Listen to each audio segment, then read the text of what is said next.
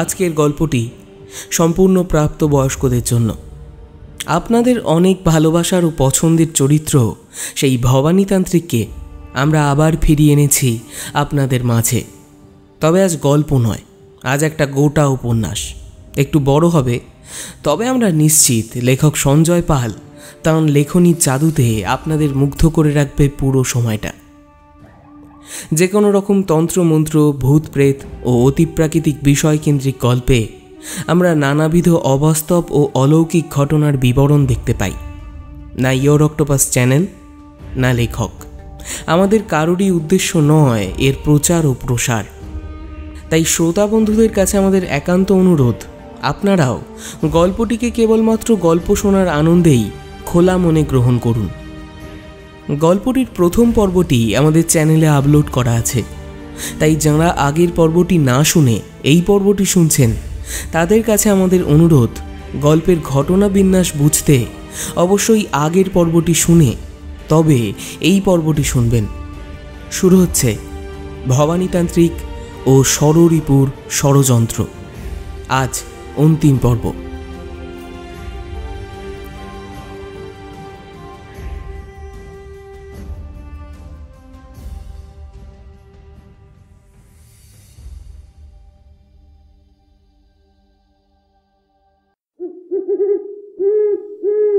ভবানী অশুভ শক্তির আভাস আগেই পেয়েছে, তাই তার দৃঢ় বিশ্বাস হলো যে ফিল্ম স্টার তানিয়ার ঘটনায় নিশ্চয়ই কোনো অশুভ শক্তির প্রভাব রয়েছে, আর তা কোনো প্রকারে তার মা জানতে পেরেছে।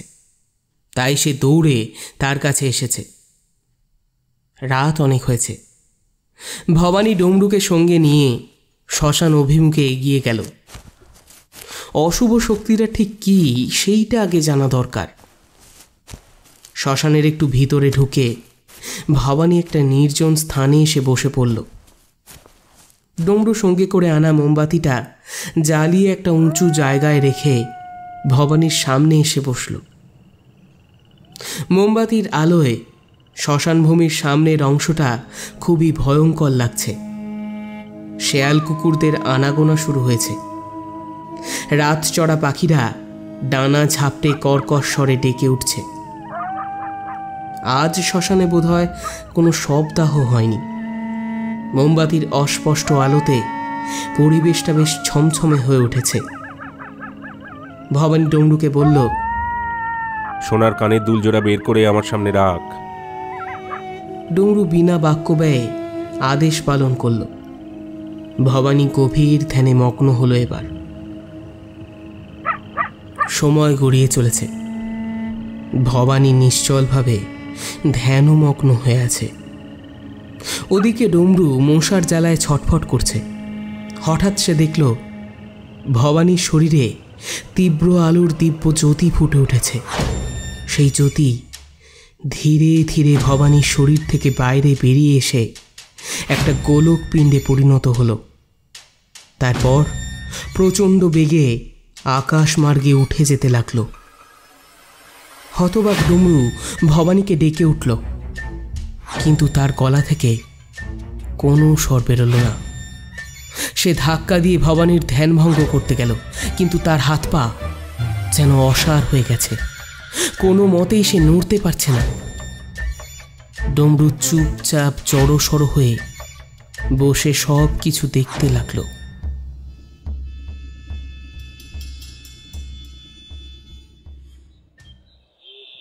রাত পেরিয়ে প্রায় ভোর হতে চলল। নার্সিংহোমের চারিদিকটা বেশ নির্জন। সিকিউরিটি গার্ডেরা কেউ ঘুমে আচ্ছন্ন, তো কেউ বসে ঝিমুচ্ছে। ডিউটিতে থাকা নার্সরা চেয়ারে বসে গভীর নিদ্রায় মগ্ন। হঠাৎ নার্সিংহোমে জ্বলতে থাকা বৈদ্যুতিক আলোগুলো দপদপ করে উঠল। তানিয়ার কেবিনের বাইরে আচমকা একটা কনকনে ঠান্ডা বাতাসের মৃদু আলোড়ন শুরু হলো। বাতাসটা ক্রমশ স্থির হয়ে এক জায়গায় এসে চক্কর কাটতে শুরু করলো। ধীরে ধীরে সেইখানে একটা কালো ছায়া শরীরের আবির্ভাব ঘটল।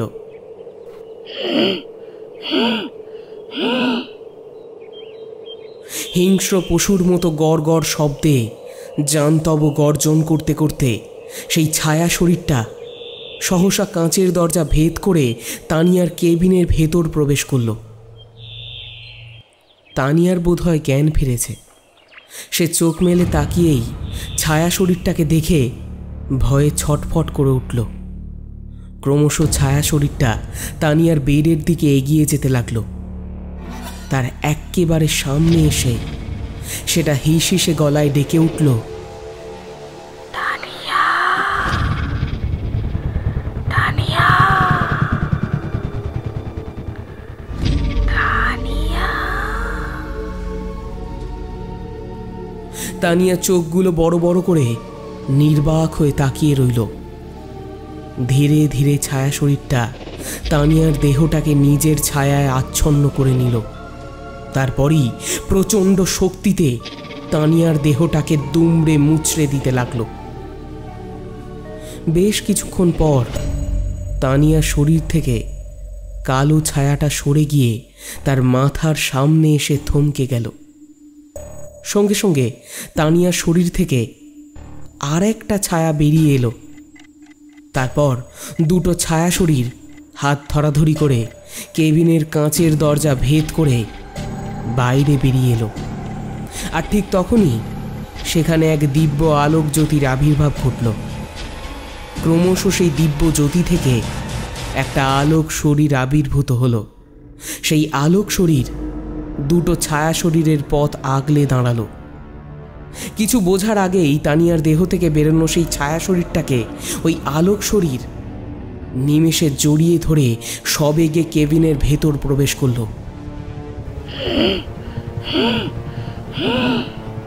গড় গড় শব্দে জান্তব গর্জন করতে করতে দ্বিতীয় কালো ছায়া শরীরটাও তীব্র বেগে কেবিনের ভিতর প্রবেশ করল। তানিয়ার সারা শরীরে চারপাশে একটা জ্যোতির বলয় তৈরি হলো। কালো ছায়া শরীরটা তানিয়াকে বারবার ছোঁয়ার চেষ্টা করতে লাগলো, কিন্তু সে কোনো মতেই সফল হলো না। চরম আক্রোশে হুঙ্কার দিতে দিতে সে একটা ছোট্ট ঘূর্ণিঝড়ে পরিণত হলো। তারপর কেবিনের চারপাশে পাক খেতে খেতে চারধারের দেওয়ালে তীব্রভাবে ধাক্কা দিতে দিতে বাইরে বেরিয়ে এলো। নার্সিংহোমের সুসজ্জিত কেবিনটা কিছু সময়ের জন্য ভূমিকম্পের মতো কেঁপে উঠল। কম্পনের প্রকোপে নার্সদের ঘুম ভেঙে গেল। ঘুমের ঘোর কেটে ওঠার আগেই তারা ভয়ে চিৎকার করে উঠল। চিৎকার শুনে সিকিউরিটি গার্ডরা সেখানে দৌড়ে এলো, কিন্তু তারা কিছু বুঝতে পারল না। ব্যাপারটা ঠিক কী তা বোঝার আগেই হঠাৎ নার্সদের নজর তানিয়ার দিকে পড়ল। তার শ্বাসকষ্ট শুরু হয়েছে। অক্সিজেনের মাস্কটা মুখ থেকে সরানো। একজন নার্স দৌড়ে গিয়ে মাস্কটা তানিয়ার মুখে লাগিয়ে দিল। আরেকজন দৌড়ে ডাক্তারবাবুকে খবর দিতে গেল। কিছুক্ষণের মধ্যেই ডাক্তারবাবু সেখানে চলে এলেন। ডাক্তার এবং নার্সরা তানিয়ার চিকিৎসার কাজে ব্যস্ত হয়ে পড়ল।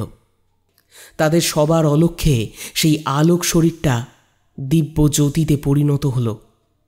ক্রমশ ছোট আলোক বিন্দুতে পরিণত হয়ে এক জায়গায় স্থির হয়ে জ্বলতে লাগলো সেটা। কেবিন চত্বরে হঠাৎ করেই একটা পজিটিভ শক্তির তরঙ্গ বয়ে যেতে লাগলো। দেখতে দেখতে ভোর গড়িয়ে সকাল হয়ে গেল। তানিয়ার শারীরিক অবস্থা এখন স্থিতিশীল। নার্সিংহোমের বাইরে ভিড় উপচে পড়ছে। কোনোভাবে সবাই জানতে পেরেছে তাদের প্রিয় অভিনেত্রীর জীবন সংকটাপন্ন। মিরাজ বাবা নার্সিংহোমে পৌঁছে আগেই একটা শুভ শক্তির সংকেত পেয়েছিল। সূক্ষ্ম দৃষ্টিতে সেই দিব্য জ্যোতির ক্ষুদ্র আলোকবিন্দু তাঁর নজরে পড়ল। মুহূর্তে তিনি সবটা বুঝতে পারলেন। তিনি মুচকি হেসে দিব্য জ্যোতির উদ্দেশ্যে বললেন, आपका मुंबई में स्वागत है। आपने बहुत अच्छा काम किया। मेरे आने से पहले ही आपने उसे बचा लिया। চণ্ডাল বাবা গভীর ধ্যানে ডুবে আছে। ইতিমধ্যে শুভ্রা তার কাছে এসে পৌঁছেছে। চণ্ডাল বাবার সাধনাভঙ্গের কথা সে সাধন ক্রিয়ার মাধ্যমে আগেই জানতে পেরেছে। তানিয়ার শরীর থেকে তার আত্মাকে ছিনিয়ে আনার মুহূর্তে কোনো এক সাধকের সূক্ষ্ম শরীর চণ্ডাল বাবার পাঠানো মারণ শক্তির আত্মাকে বাধা দিয়েছে। এখন তানিয়ার আত্মা ওই সাধকের তন্ত্রশক্তির ঘেরাটোপে নিজের দেহের মধ্যে সুরক্ষিত আছে। তাই শুভ্রা প্রচণ্ড ভয় পেয়েছে।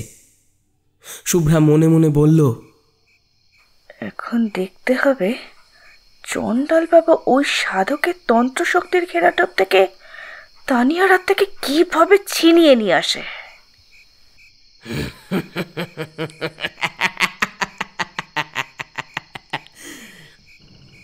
চণ্ডাল বাবা ধ্যানের মধ্যেই হেসে উঠল। সে বোধহয় সাধককে চিনতে পেরেছে। একটু পরেই তার শরীর থেকে একটা কালো ধোঁয়ার কুণ্ডলী বেরিয়ে এলো। মুহূর্তে কোথা থেকে আরও একটা কালো ধোঁয়ার কুণ্ডলী এসে তার সঙ্গে যোগ দিল। শুভ্রা যেন কিছু বুঝতে পারল। চণ্ডাল বাবা তাকে সব বুঝিয়েই ধ্যানে বসেছে। সেও ধ্যানে মগ্ন হলো।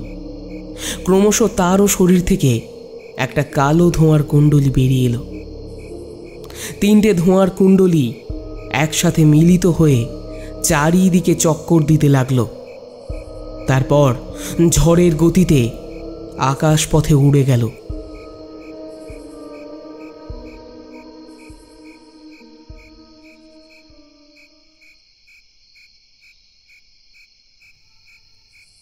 মিরাজ বাবা চলে যেতেই ঝিমলি সোনিয়ার সামনে গিয়ে বসল।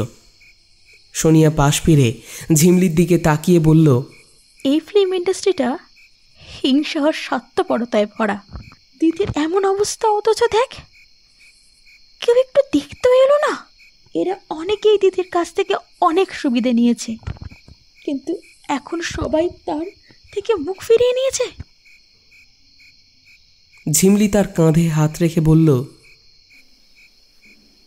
ভগবানের উপর ভরসা রাখ, সব ঠিক হয়ে যাবে। দিদির এত ফ্যান, এত শুভানুধ্যায়ীদের প্রার্থনা কখনো বিফলে যেতে পারে? বেশ কিছুক্ষণ চুপচাপ বসে থাকার পর ঝিমলি সোনিয়াকে বলল, সোনিয়া, একটা কথা বলবো তোকে। সোনিয়া নিচু স্বরে বলে উঠল, বল। আমতা আমতা করে ঝিমলি বলে উঠল, না মানে সেই রকম কিছু না। আসলে আমি প্যারানর্মাল এক্সপার্ট, তো তাই অলৌকিক, ভূত প্রেত, জাদুটোনা এইসব ব্যাপারগুলো নিয়ে একটু রিসার্চ করি আর কি। না মানে দেখ, আমি বলতে চাইছি তানিয়া দিদি কি কিছু মানে কালা জাদুর সাধনা টাধনা করে কিছু?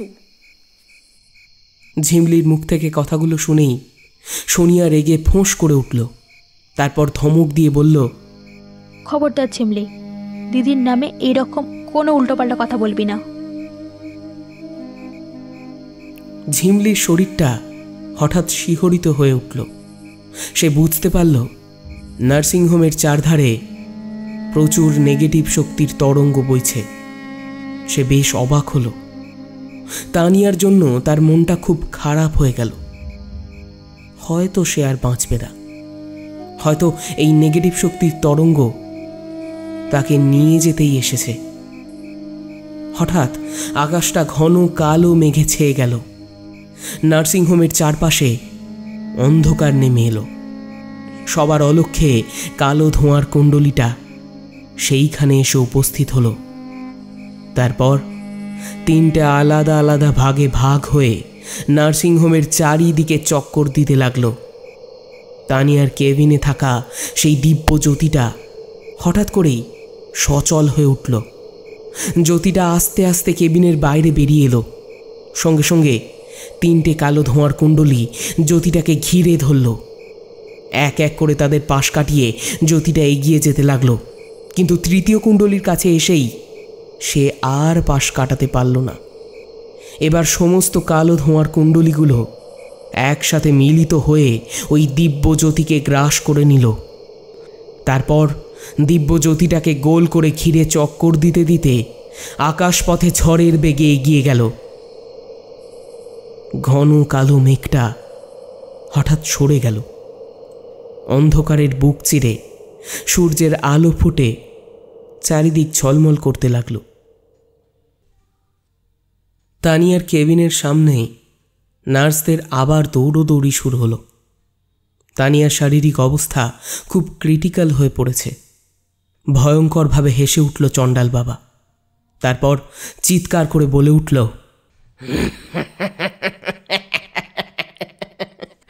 ঝালুনি এসেছে সূচের বিচার করতে। সাধক, তোমার সাধনা শেষ, তুমি এখন আমার বন্দী। শুভ্রা চোখ খুলেই চণ্ডাল বাবার কথা শুনে বলল, আর আর দেরি করবেন না বাবা, যার জন্য এত সব কাণ্ড তাকে তাকে আজই শেষ করে দিন। হ্যাঁ হ্যাঁ, আজই শেষ করে দিন। না, আর দেরি করা ঠিক হবে না, আজই এর বন্দোবস্ত করছি। ভবানীর শরীরটা হঠাৎ কেঁপে উঠল। ধ্যানে বসে থাকা অবস্থায় সে মাটিতে লুটিয়ে পড়ল। কাতর স্বরে সে ডমরু, ডমরু বলে ডেকে উঠল। ভবানীর গলার আওয়াজ শুনেই ডমরুর হুঁশ ফিরল।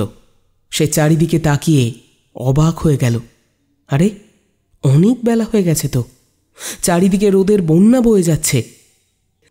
ভবানীকে মাটিতে পড়ে থাকা অবস্থায় দেখেই ডমরুর মন চঞ্চল হয়ে উঠল।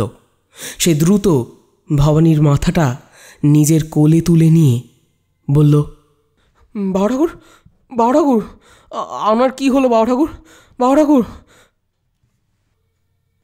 ভবানী কাতর স্বরে বলল, বড্ড ভুল হয়ে গেছে রে ডমরু।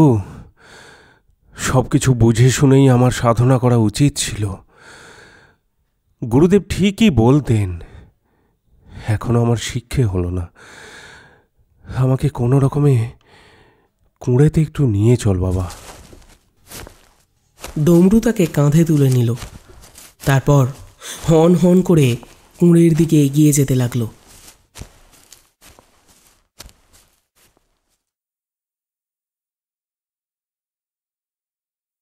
ভবানী মা কালীর মূর্তির সামনে চুপচাপ বসে আছে।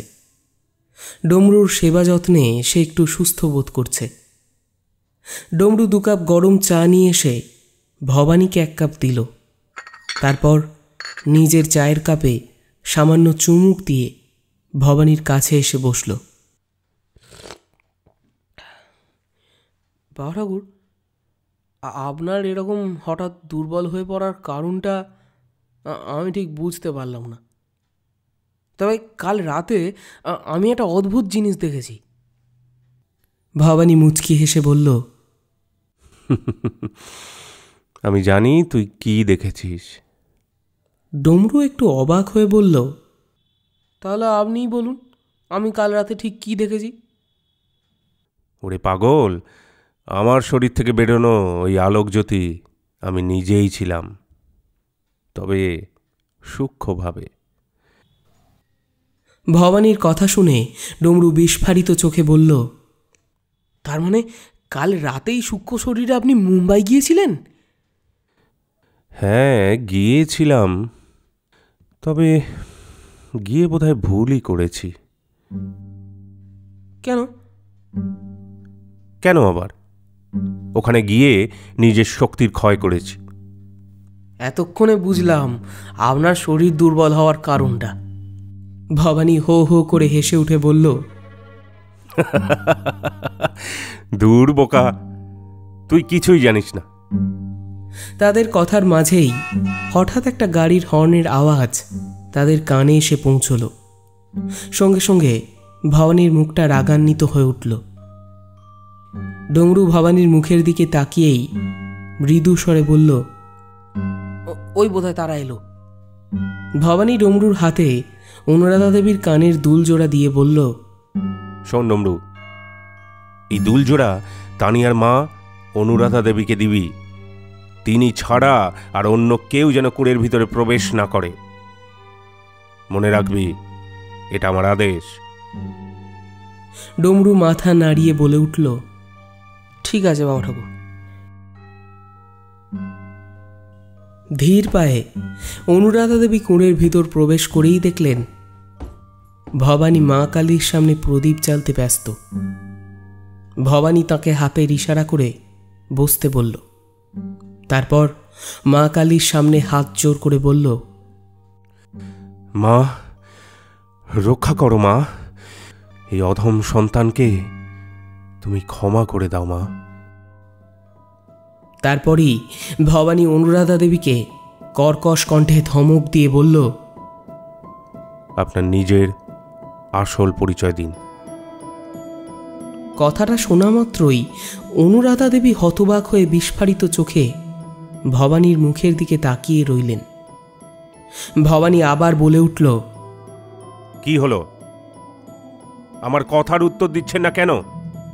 অনুরাধা দেবী মাথা নিচু করে আমতা আমতা করে বললেন, না না, মানে ভবানী তাকে আবার ধমক দিয়ে বলল, কি মানে? প্রথমেই ব্যাপারটা আমার বুঝে নেওয়া উচিত ছিল। আমার ষষ্ঠ ইন্দ্রিয় আগেই সংকেত দিয়েছিল, কিন্তু আমি বোকার মতো অন্য কিছু ভাবছিলাম। অনুরাধা দেবী ভবানীর কথাগুলো শুনে বললেন, আপনি ঠিক কি বলছেন আমি ঠিক বুঝতে পারছি না। ভবানী রাগান্বিত স্বরে বলল, কি বুঝতে পারছেন না? আপনি অস্বীকার করতে পারেন কালো জাদুর সাধনা আপনি করেননি? আপনার কর্মফলের জন্যই আপনার মেয়ে আজ কষ্ট পাচ্ছে। নিজের মেয়ের স্বার্থ চরিতার্থ করার জন্য আপনি অশুভ শক্তির সঙ্গে সওদা করেছেন। তানিয়ার প্রতিযোগীদের কালো শক্তির প্রভাব খাটিয়ে এক এক করে সরিয়ে দিয়েছেন, তাদের বিনা কারণে যন্ত্রণা দিয়েছেন। আর তানিয়া সব জেনে শুনেও নির্বিকার হয়ে থেকেছে, আর তাই সে আজ তার ফল ভোগ করছে। ভবানীর কথাগুলো শুনে অনুরাধা দেবী কেঁদে উঠলেন। সহসা তিনি ভবানীর পা ধরে বললেন, বাবা, আমার খুব ভুল হয়ে গেছে। দয়া করে আমার মেয়েকে ওই মারণ শক্তির হাত থেকে বাঁচান। ভবানী ভয়ঙ্করভাবে হেসে উঠে বলল, অপরকে যখন যন্ত্রণা দিয়েছিলেন তখন কি আপনি একবারও ভেবেছিলেন যে আপনার আপন কেউ ওই যন্ত্রণাও পেতে পারে? আপনি জানেন না কালো শক্তি কাউকে ছাড়ে না। শুনুন, আপনার মেয়ে এখনো বেঁচে আছে তার নিজের কিছু ভালো কর্ম আর মানুষের প্রার্থনার জন্য। ফ্যানেরা তার সুস্থতার জন্য যেভাবে ভগবানের কাছে প্রার্থনা করছে, জায়গায় জায়গায় হোম যজ্ঞ করছে, তার থেকে যে দৈব শক্তি উৎপন্ন হচ্ছে সেই শক্তিই আপনার মেয়ের জীবনে বরদান হিসেবে নেমে এসেছে।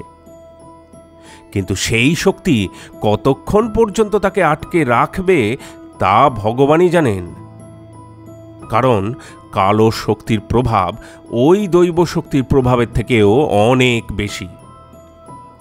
তাছাড়া আপনি নিজেই নিজের মেয়ের শত্রু। আপনার সাধনা করা কালো জাদুর শক্তি শত্রুর পাঠানো মারণ শক্তির সঙ্গে মিশে গিয়ে তানিয়ার বিনাশের কারণ হয়েছে। তানিয়া আর বাঁচবে না, তাকে আর কেউ বাঁচাতে পারবে না। অনুরাধা দেবী ভবানীর পায়ে পড়ে চোখের জলে ভেসে গিয়ে বললেন, বাবা, আপনি পারেন আমার মেয়েকে বাঁচাতে। আমি আমার সব ভুলের প্রায়শ্চিত্ত করব। আপনি একবার আমার সাথে মুম্বাই চলুন। আমি জানি আপনি গেলেই আমার মেয়ে ওই মারণ শক্তির হাত থেকে সুস্থ হয়ে উঠবে। ভবানী একটা দীর্ঘশ্বাস ফেলে মনে মনে বলল,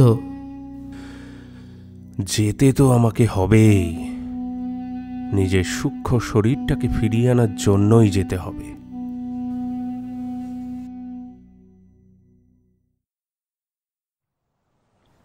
জঙ্গলটা খুব ঘন না হলেও চারিদিকে বেশ গাছপালা আছে। লাল পাথরের চটান বেয়ে একটা খাল জঙ্গলের মাঝ বরাবর বয়ে চলেছে। তার জলধারা পাথরের ঢাল বেয়ে সবে গিয়ে এগিয়ে চলেছে। চারিদিকে লাল পাথরের বড় বড় টিলা বেষ্টিত স্থানটার এদিক সেদিক ছড়িয়ে ছিটিয়ে আছে বেশ কিছু আগাছার জঙ্গল। সচরাচর লোকজন এই দিকটায় আসে না, তাই সাধনা করার জন্য এই স্থানটা খুবই নিরাপদ। তপ্ত নিঝুম দুপুরে চণ্ডাল বাবা আর শুভ্রা সেখানে গিয়ে হাজির হলো। চণ্ডাল বাবার হাতে একটা ঝোলা, একটা বেশ বড় অশ্বত্থ গাছের নিচে থাকা লাল পাথরের ওপর সেই ঝোলাটা রাখল। তারপর ঝোলা থেকে এক এক করে তন্ত্র সাধনার জিনিসগুলো বের করে এনে সেখানে সাজিয়ে দিল। বেশ কয়েকটা হাড়গোড় এবং লাল সিঁদুর মাখানো একটা নরকরটি, একটা মাটির ধুনুচি, কাগজে মোড়া কিছু ধুনা এবং ধূপের প্যাকেট এবং একটা ছোট লাঠি। শুভ্রা সেইগুলো দেখেই ভয়ে চমকে উঠল। চণ্ডাল বাবা শুভ্রার চোখ দেখে ব্যাপারটা বুঝতে পারল। সে হা হা করে হেসে উঠে বলল,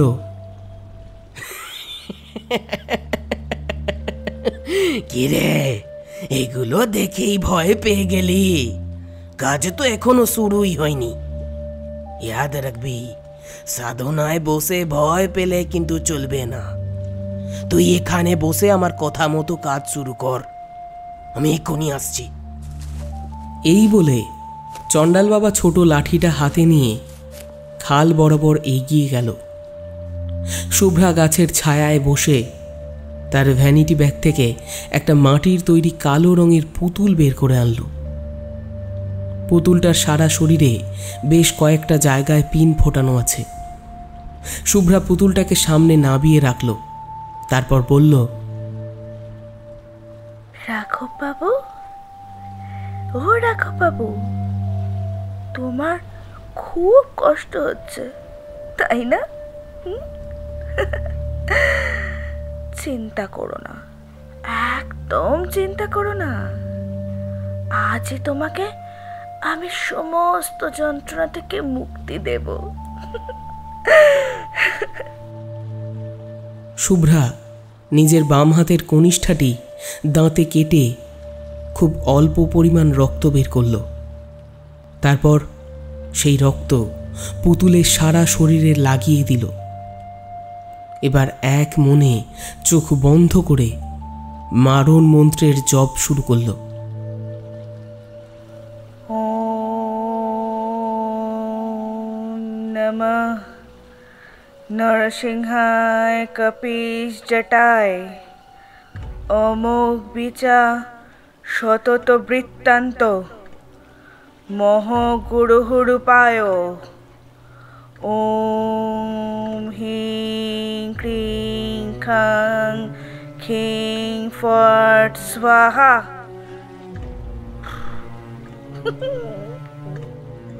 হঠাৎ করেই পুতুলটা নড়ে উঠল। মানুষ যন্ত্রণা পেয়ে ঠিক যেমন ছটফট করে, ঠিক সেই রকমভাবে পুতুলটা ছটফট করতে লাগলো। শুভ্রা চোখ খুলে সেই দৃশ্য দেখে হেসে উঠে বলল, রাঘব বাবু, আর একটু কষ্ট করো, আর একটু, তারপরে তুমি সব যন্ত্রণা থেকে একেবারে মুক্তি পেয়ে যাবে। খালের পার বরাবর উঁচু নিচু পাথরের ঢালের ওপর পা ফেলে চণ্ডাল বাবা এগোতে লাগল। বেশ কিছুক্ষণ একইভাবে চলার পর হঠাৎ তার নাকে ভক করে লাশ পচার দুর্গন্ধ এসে ঝাপটা মারল। নিজের গলায় থাকা গামছাটা নাকে মুখে জড়িয়ে নিয়ে সে এগিয়ে চলল। গন্ধটা ক্রমশ বাড়ছে। কিছুটা যাবার পরই খালের পাড়ের একটু নিচে দুটো বড় পাথরের খাঁজ দেখা গেল। সেই খাঁজে অনেক ছোট ছোট আগাছার জঙ্গল। চণ্ডাল বাবার শরীরটা লাশ পচা গন্ধে যেন গুলিয়ে উঠল। কয়েকদিন আগে যখন সে এইখানে এসেছিল তখনই সে লাশটা দেখেছিল। হয়তো খালের জলে ভেসে এসেছে, তারপরই এই পাথরের খাঁজে আটকে গিয়েছে। তখন কিন্তু গন্ধটা এত প্রকট ছিল না। চণ্ডাল বাবা আলখাল্লার পকেট থেকে গাঁজা ভরে রাখা কলকে আর দেশলাই বের করে আনলো। তারপর কলকেতে আগুন দিয়ে কলজে নিংড়ে টান দিল। মুহূর্তের মধ্যে সে অন্য ভুবনে চলে গেল। দুর্গন্ধটা সে এখন অনেক কম পাচ্ছে। তার চোখ টকটকে লাল হয়ে উঠেছে। গাঁজার টান শেষ করে দ্রুত পায়ে পাথরের খাঁজে সে নেমে পড়ল। সঙ্গে আনা ছোট লাঠিটা দিয়ে খুঁচিয়ে খুঁচিয়ে লাশটার পোশাকে আটকে থাকা আগাছাগুলো ছাড়িয়ে নিল। তারপর মুখে জয় কালী জয় কালী ধ্বনি দিয়ে চিৎকার করে লাশটাকে ঘাড়ে তুলে নিল। বেশ কয়েকদিন আগের মরা লাশ, বেশ ফুলে ফেঁপে উঠেছে। লাশটাও খুব ভারী হয়ে গিয়েছে। চণ্ডাল বাবা অতি কষ্টে সাবধানে লাশটাকে নিয়ে খালের পার বরাবর হেঁটে আসতে লাগলো। শুভ্রা বেশ উত্তেজিত হয়ে পড়েছে। তার ক্রিয়া বিফল হতে বসেছে। কোনো কারণে সে রাঘবের উপর মারণ শক্তির প্রভাব বিস্তার করতে পারছে না। সে রাঘবের চুলগুলো মাটিতে মিশিয়ে সেই মাটি দিয়ে পুতুল তৈরি করে মারণ শক্তির প্রয়োগ করছে। তারপর এক এক করে পুতুলের নানা অঙ্গে পিন ফুটিয়ে রাঘবের মধ্যে মারণ ব্যাধির বীজ বপন করছে। তার প্রভাবেই রাঘব চলাফেরা করতে পারছে না। চরম অসুস্থতা নিয়ে শয্যাশায়ী সে। চণ্ডাল বাবা শুভ্রাকে আগেই বলেছে, কোনো সিদ্ধ তন্ত্র সাধক মুম্বাইয়ে আসবে শীঘ্রই। তার আগেই রাঘবকে এই দুনিয়া থেকে সরিয়ে দিতে হবে। কারণ তানিয়ার এখন একমাত্র শক্তি রাঘবের প্রেম, যা তানিয়ার প্রতি খুবই বিশ্বস্ত। তাই চণ্ডাল বাবার কথা মতো রাঘবকে তানিয়ার থেকে আলাদা করার জন্যই সে মারণ শক্তির প্রয়োগ করছে, যা আংশিক সফলও হয়েছে। তারপরই বাবা মারণ শক্তির আত্মাকে আহ্বান করে রাঘবের রূপে তানিয়ার কাছে পাঠিয়েছে। সেই আত্মা তানিয়ার সঙ্গে যৌন সংসর্গ করে মারণ শক্তির বীজ তার শরীরের মধ্যে প্রবেশ করিয়েছে। বারবার ওই আত্মা তানিয়ার শরীরের উপর পাশবিক অত্যাচার চালিয়েছে। ভ্রম দেখিয়ে সে কখনো রাঘব, কখনো নাতাশা এবং কখনো শুভ্রার বেশ ধরে মোহান্ধ তানিয়াকে মানসিকভাবে বিপর্যস্ত করে তুলেছে। আর সেই যন্ত্রণা সহ্য করতে না পেরেই হাতের শিরা কেটে আত্মহত্যা করার চেষ্টা করেছে তানিয়া। কোনো রকমে যদি তানিয়া এবং রাঘবের আবার পুনর্মিলন হয়, তাহলে তারা পরিপূর্ণতার শক্তি পেয়ে যাবে এবং তখনই কালো জাদুর মারণ শক্তি ধ্বংস হয়ে যাবে। শুভ্রা কথাগুলো ভাবতে ভাবতে পুতুলের বুকে বারবার পিন ফোটানোর চেষ্টা করতে লাগলো, কিন্তু কোনোভাবেই সে পিন ফোটাতে সক্ষম হলো না। বোধহয় মাটির পুতুলটা শুকিয়ে গিয়ে শক্ত হয়ে গেছে। হঠাৎ লাশ পচা দুর্গন্ধে শুভ্রার শরীরটা গুলিয়ে উঠল। সে খালের পাড়ের দিকে তাকিয়ে দেখল চণ্ডাল বাবা একটা লাশ কাঁধে নিয়ে এগিয়ে আসছে। শুভ্রা গন্ধটা সহ্য করতে না পেরে হড়হড় করে বমি করতে শুরু করে দিল।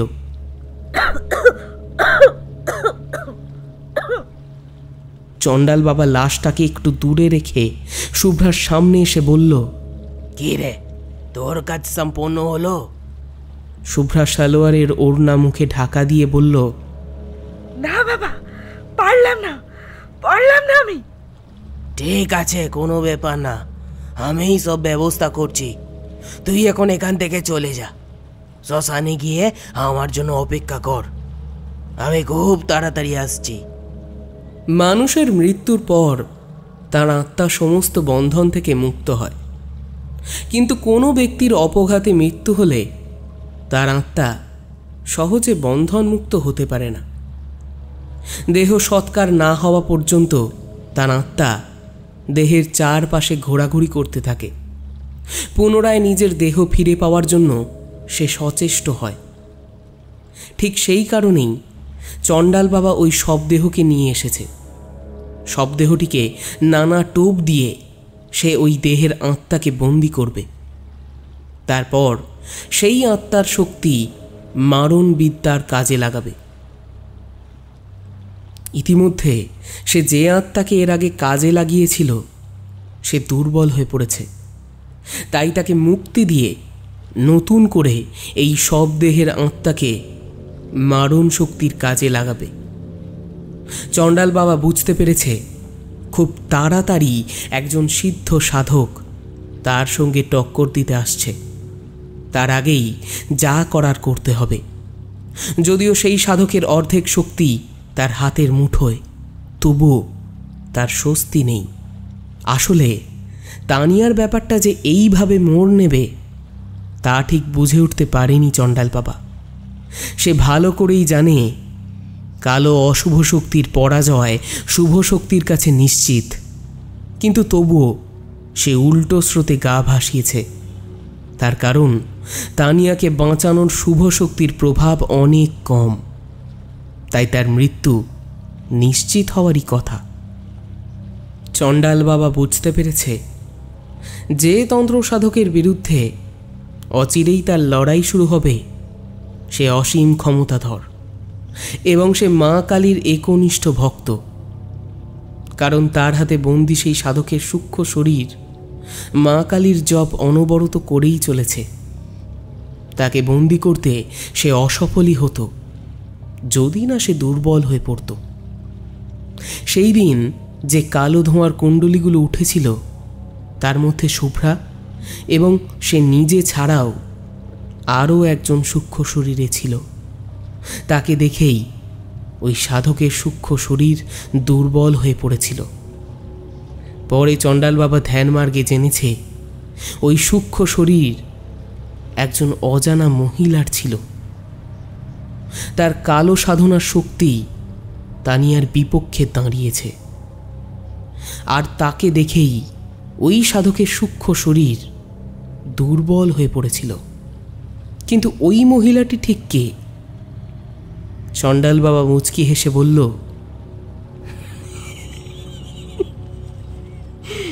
জানি জানি তুমি কে। ধনুচিতে ধুনা ভর্তি করে চণ্ডাল বাবা আগুন জ্বালিয়ে দিল। দাউ দাউ করে আগুন জ্বলে উঠল। হাতের ঝাপটায় সেই আগুন নিভিয়ে দিতেই ধনুচি থেকে কলকল করে ধোঁয়ার কুণ্ডুলি বেরোতে লাগল। চারিদিক ধুনার গন্ধে ভরে গেল। তারপর সে ধূপের প্যাকেটগুলো ছিঁড়ে সমস্ত ধূপগুলোই একসাথে জ্বালিয়ে দিল। ধূপ, ধুনা ও লাশ পচা দুর্গন্ধে সেখানে একটা অদ্ভুত মিশ্র কটু গন্ধের সৃষ্টি হলো। হাতে থাকা ছোট লাঠিটা দিয়ে লাশটার চারপাশের মাটিতে সে গণ্ডি দিল। তারপর সঙ্গে আনা হাড়গোড়গুলো এক এক করে লাশটার হাতে পায়ে বসিয়ে দিল। শেষে সিঁদুর মাখানো নরকরটি লাশটার বুকে বসিয়ে দিয়ে সে গভীর সাধনায় মগ্ন হল। গমগমে কণ্ঠে মন্ত্রোচ্চারণ করে সে ওই শবদেহের আত্মাকে আহ্বান করতে লাগল। আস্তে আস্তে পরিবেশটা বেশ ভারী হয়ে উঠল। চারপাশে কেউ অদৃশ্যভাবে উপস্থিত থাকার সংকেত দিতে লাগল। চণ্ডাল বাবা চোখ খুলেই দেখল নরকরটির চোয়ালটা এক নাগাড়ে খুলছে আর বন্ধ হচ্ছে। হাড়গোড়গুলো শূন্যে উঠে লাফালাফি করছে। চণ্ডাল বাবা চোখ বন্ধ করে কালী মন্ত্র জপ করতে শুরু করল। ক্রিং ক্রিং ক্রিং ক্রিং হুং হুং হুং হুং রিং রিং রিং রিং দক্ষিণে কালীকে ক্রিং ক্রিং ক্রিং ক্রিং হুং হুং হুং হুং স্বাহা। হঠাৎ একটা বিভৎস চিৎকারে চণ্ডাল বাবার কান ছালাপালা হয়ে উঠল। সে চোখ খুলেই দেখল সব দেহটা উঠে দাঁড়িয়ে পড়েছে। সেটা শরীর থেকে মাংসগুলো খসে পড়ছে। শরীরের রক্ত রস মাটিতে ঝরে ঝরে পড়ছে। ঠেলে বাইরে বেরিয়ে আসা ফ্যাকাশে দুটো চোখ স্থির হয়ে নির্লিপ্তভাবে চণ্ডাল বাবার দিকে চেয়ে আছে। লাশটা বাবার শরীরের খুব কাছাকাছি চলে এসেছে। চণ্ডাল বাবা বুঝতে পারল আর একটু দেরি হলেই লাশটা তার উপর ঝাঁপিয়ে পড়ত। লাশটা তখনও স্থির হয়ে দাঁড়িয়ে আছে। চণ্ডাল বাবা বিড় করে মন্ত্র পড়তে পড়তে নিজের ডান হাত মুঠো করে লাশটার দিকে বাড়িয়ে দিল। এতে লাশটার দাঁতগুলো কড়মড় করে উঠল। প্রবল ঘর্ষণে লাশটার দাঁতগুলো পটপট করে ভেঙে মাটিতে পড়তে লাগলো। চণ্ডাল বাবা ধীরে ধীরে হাতের মুঠোটা খুলে দিল। সঙ্গে সঙ্গে লাশটা বিভৎস আর্তনাদ করে মাটিতে পড়ে গেল। লাশটার দেহ থেকে একটা ধোঁয়ার কুণ্ডলি বেরিয়ে এসে বাবার শরীরের চারিদিকে ঘুরপাক খেতে লাগলো। তারপর ধোঁয়ার কুণ্ডলিটা ছোট হতে হতে একদম তার হাতের মুঠোয় চলে এলো। চণ্ডাল বাবা দ্রুত লাশটাকে দুহাতে তুলে খালের জলে ছুঁড়ে ফেলল। খালের জলস্রোতে ঘুরপাক খেতে খেতে ভেসে যেতে লাগলো সেটা।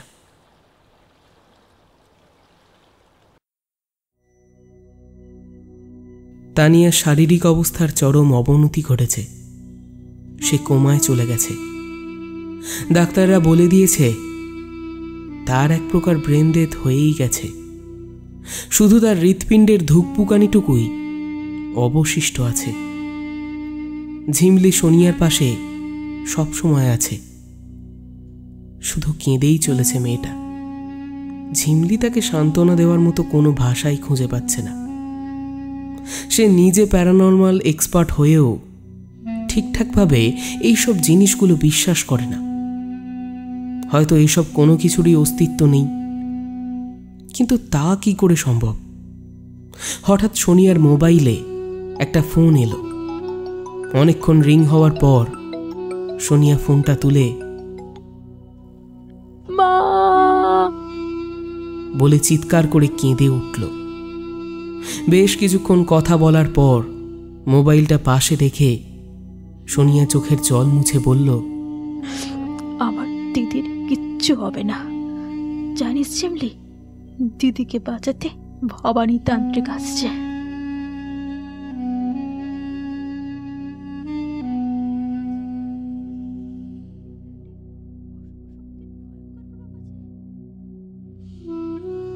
ভবানীতান্ত্রিক নামটা শুনেই ঝিমলি খুশি হয়ে উঠল। অনেক দিনই তাকে দেখার খুব ইচ্ছে। এই সেই ব্যক্তি যে দেশে সরকারকে গুপ্তধনের সন্ধান দিয়েছিল এবং কয়েক কোটি টাকার গুপ্তধন সত্যি সত্যিই সেখান থেকে পাওয়া গিয়েছিল। তাছাড়া তন্ত্রবিদ্যায় তার নাম অদ্বিতীয়। এই সুযোগে তার সঙ্গে দেখা হয়ে যাবে। হয়তো তার সঙ্গে তন্ত্রের ব্যাপারে কিছু কথাও হবে, যা তার রিসার্চের কাজে খুবই সাহায্য করবে। অনুরাধা দেবী ভবানীকে নিয়ে কলকাতায় এসেছেন। সঙ্গে ডমরুও এসেছে। ভোরের ফ্লাইটেই তারা মুম্বাইয়ের উদ্দেশ্যে রওনা দেবে। উড়োজাহাজে চড়ার কথা শুনে ডমরুর মনে বেশ কৌতূহল হয়েছে। সে উড়োজাহাজ শুধু আকাশেই দেখেছে, চড়া তো দূরের কথা, এখনো সে সামনে থেকেই দেখেনি। ইতিমধ্যে অনুরাধা দেবী সব গোছগাছ করে নিয়েছেন। তাঁর দৃঢ় বিশ্বাস ভবানীতান্ত্রিক মুম্বাই গেলেই তাঁর মেয়ে সুস্থ হয়ে উঠবে। কালো শক্তির সাধনা করে তিনি সাময়িক সুখ পেয়েছেন ঠিকই, কিন্তু দুঃখ পেয়েছেন তার চেয়ে অনেক বেশি। কালো সাধনার জন্যই তিনি নিজের স্বামীকে হারিয়েছেন, আর এখন মেয়েকে হারাতে বসেছেন। অনুরাধা দেবী ডুকরে কেঁদে উঠে মনে মনে বললেন, সত্যি আমি বড্ড ভুল করেছি, তার প্রায়শ্চিত্ত আমাকে করতেই হবে। মুম্বাই এয়ারপোর্ট থেকে বেরিয়েই অনুরাধা দেবী ট্যাক্সির খোঁজ করতে লাগলেন। ডমরুর চোখ তখনও ছানাবড়া হয়ে আছে। ভবানী তাকে ধাক্কা দিতেই তার টনক নড়ল। অনুরাধা দেবীকে দেখেই সোনিয়া দৌড়ে এলো। অনুরাধা দেবী কান্না ভেজা গলায় জিজ্ঞেস করলেন, তানিয়া, তানিয়া কোথায়? সোনিয়া তার হাত ধরে টেনে নিয়ে গিয়ে কেবিনের কাঁচের দরজা দিয়ে তানিয়াকে দেখালো। মেয়েকে ওই অবস্থায় দেখেই অনুরাধা দেবী পুরোপুরি ভেঙে পড়লেন। পিছন থেকে একটি পুরুষালী গম্ভীর গলা বলে উঠল, ধৈর্য ধরুন মা, আমি যখন চলে এসেছি আপনার মেয়ের আর কিচ্ছু হবে না, আমি সব ঠিক করে দেব। সোনিয়া পিছনে তাকিয়েই একজন লম্বা চওড়া মধ্যবয়স্ক মানুষকে দেখল। তানিয়া তার পায়ে গিয়ে পড়ল। ভবানী বলল, আহা, এ কি করো কি মা? ওঠো ওঠো, শোনো, চিন্তা করো না, আমি যখন চলে এসেছি আর কোনো চিন্তা নেই। তুমি একটা কাজ করো, আমাকে এখন একটু জল এনে দাও, আমি এখনই তন্ত্রমন্ত্রের কাজ শুরু করব। সোনিয়া জল আনার জন্য এগিয়ে গেল। কিছুটা এগিয়ে যেতেই সে দেখল ঝিমলির সঙ্গে তার মা এবং ভবানীতান্ত্রিক ও অন্য আরেকটা লোক এদিকেই আসছে। তাদের দেখেই সে হতভম্ব হয়ে গেল। তার মাথাটা চক্কর দিয়ে উঠল। এ কিভাবে সম্ভব? এই তো সে তার মা আর ভবানীতান্ত্রিককে কেবিনের সামনে দেখে এলো। তাহলে এরা আবার কোথা থেকে এলো? হঠাৎ করেই সে টলতে টলতে মাটিতে লুটিয়ে পড়ল। সঙ্গে সঙ্গে অনুরাধা দেবী সোনিয়া, সোনিয়া বলে চিৎকার করে দৌড়ে তার কাছে গেলেন। ভবানী যেন কিছু বুঝতে পারল। সে ঝিমলিকে বলল, এখনই এখনই আমাকে তানিয়ার কাছে নিয়ে চলো। ঝিমলি তানিয়ার কেবিনের সামনে দৌড়ে এলো। তার পিছন পিছন ভবানীও দৌড়ে এলো প্রায়।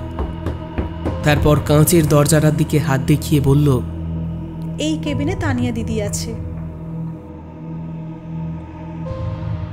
কাঁচের দরজাটা দিয়ে ভিতরে তাকাতেই ঝিমলি অবাক হয়ে গেল। সে দেখল ভবানীর মতো হুবহু একজন তানিয়ার বেডের সামনে দাঁড়িয়ে আছে। সে আর নিজেকে ঠিক রাখতে পারল না।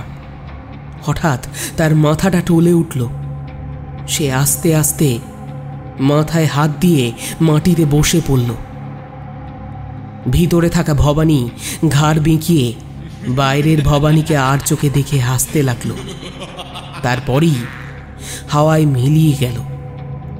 ভবানী দুহাত মুঠো করে শরীরটাকে টান টান করে বলল, আর সময় নেই, যা করার এখনই আমাকে করতে হবে। তারপর ঝিমলির দিকে তাকিয়ে বলল, ওঠো মা, ওঠো, আমি জানি তুমি আমাকে সাহায্য করতে পারবে।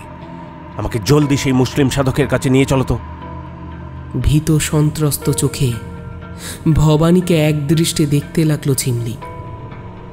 সাময়িক হতবম্ব ভাবটা কাটিয়ে সে মৃদু স্বরে ভবানীকে বলল, আপনি তার কথা জানলেন কি করে? ভবানী মুচকি হেসে বলল, মা, আমি সবই জানি, এখন জলদি আমাকে তুমি তার কাছে নিয়ে চলো। ঝিমলি অবাক দৃষ্টিতে ভবানীর দিকে তাকিয়ে বলল, ঠিক আছে, চলুন। ডমরুকে তানিয়ার মা আর বোনের কাছে রেখে ঝিমলির সঙ্গে মিরাজ বাবার বাড়ির দিকে রওনা দিল ভবানী। ঝিমলি প্রশ্ন করল, বাবা, আপনার রূপ ধরে থাকা ওই লোকটা তাহলে কে ছিল? ভবানী উত্তর দিল, মারণ শক্তির আত্মা। মিরাজ বাবা ভবানীকে দেখেই দুহাত বাড়িয়ে आइए आइए। বলতে বলতে এগিয়ে এসে কোলাকুলি করল, যেন কত দিনের চেনা। ঝিমলি সবকিছু দেখে শুনে অবাক হলো। সে মিরাজ বাবাকে বলল, आप इनको पहचानते हैं? মিরাজ বাবা হেসে বলল, इनको कौन नहीं जानता, मैं तो इन्हें उसी दिन पहचान लिया था जिस दिन मैं तानिया को देखने के लिए तुम्हारे साथ गया था। ঝিমলির চোখ ছানা বড়া হয়ে গেল। সে বড় বড় চোখ করে মিরাজ বাবার দিকে তাকিয়ে বলল, मतलब आप उस दिन इनसे ही बात कर रहे थे? মিরাজ বাবা তার কথা শুনে মুচকি মুচকি হাসতে লাগলো। শুধু ভবানী হিন্দি ভাষা ঠিকঠাক বলতে না পারলেও সমস্ত কিছু বুঝতে পারে, কারণ তার কাছে হিন্দিভাষী ভক্তরা হামেশাই আসে। তাদের সঙ্গে কথা বলেই তার হিন্দি শিক্ষা। ভবানী মিরাজ বাবার সঙ্গে হিন্দি ভাষায় কথা বলতে পারল না, তাই ঝিমলিকে বলল তার বলা কথাগুলো যেন মিরাজ বাবাকে বুঝিয়ে দেয় সে। ঝিমলি ভবানীর কথাগুলো মিরাজ বাবাকে হিন্দিতে তর্জমা করে বলতে লাগলো। মিরাজ বাবা ভবানীকে সমস্ত রকমের সাহায্য করার জন্য প্রতিশ্রুতি দিয়েছে। ঝিমলি তাদের কথাবার্তা শুনে খুবই অবাক হলো। মিরাজ বাবাও যে খুব বড় সাধক তা সে এখন বুঝতে পারল। সে ভবানীর আসার আগেই তানিয়াকে বাঁচিয়ে রাখার জন্য চেষ্টা করে গিয়েছে। তার জন্যই তানিয়া এখনো বেঁচে আছে।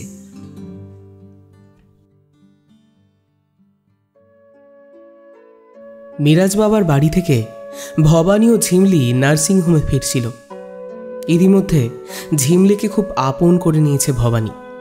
তাকে যত দেখছে ততই আশ্চর্য হচ্ছে ঝিমলি। ভবানী জিজ্ঞেস করল, মা, তোমার নাম কি? ঝিমলি। বাহ, বেশ ভালো নাম তো। আচ্ছা, তুমি কি কাজ করো? আমি একজন প্যারানর্মাল এক্সপার্ট। কথাটা শুনে ভবানীর একটু খটোমটো লাগলো। সে অবাক হয়ে বলল, মানেটা ঠিক বুঝলাম না তো। আপনি যা করেন আমিও ঠিক তাই করি, তবে বৈজ্ঞানিকভাবে। ভবানী হো হো করে হেসে উঠে বলল, বাবা, এসবের আবার বিজ্ঞান আছে নাকি? ঝিমলি জোর গলায় বলল, আলবাত আছে। ভবানী একটু অন্যমনস্ক হয়ে বলল, হয়তো বা। বেশ কিছুক্ষণ চুপচাপ থাকার পর ঝিমলি প্রশ্ন করল, আচ্ছা বাবা, তানিয়া দিদির ঠিক কি হয়েছে? সত্যিই কি তাকে কেউ কোনো তন্ত্রমন্ত্র দিয়ে কিছু করেছে? ভবানী দৃঢ় কণ্ঠে বলে উঠল, অবশ্যই কেউ তানিয়ার উপর অশুভ শক্তির প্রয়োগ করেছে। আর তা যে সে শক্তি নয়, একদম মারণ শক্তি। এই শক্তি যার উপর প্রয়োগ করা হয় তার দেহের অভ্যন্তরীণ সমস্ত কিছু ধীরে ধীরে বিনষ্ট হয়ে যায়। পঞ্চ ইন্দ্রিয় ও মনে বিভ্রান্তি সৃষ্টি করে তাকে পাগল করে তোলে। ধীরে ধীরে তাকে মৃত্যুপথে ঠেলে দেয়। এমনকি সে শারীরিক যন্ত্রণা সহ্য করতে না পেরে আত্মহত্যাও করতে পারে। তানিয়া দিদির ক্ষেত্রে তা কি করে সম্ভব? অবশ্যই সম্ভব।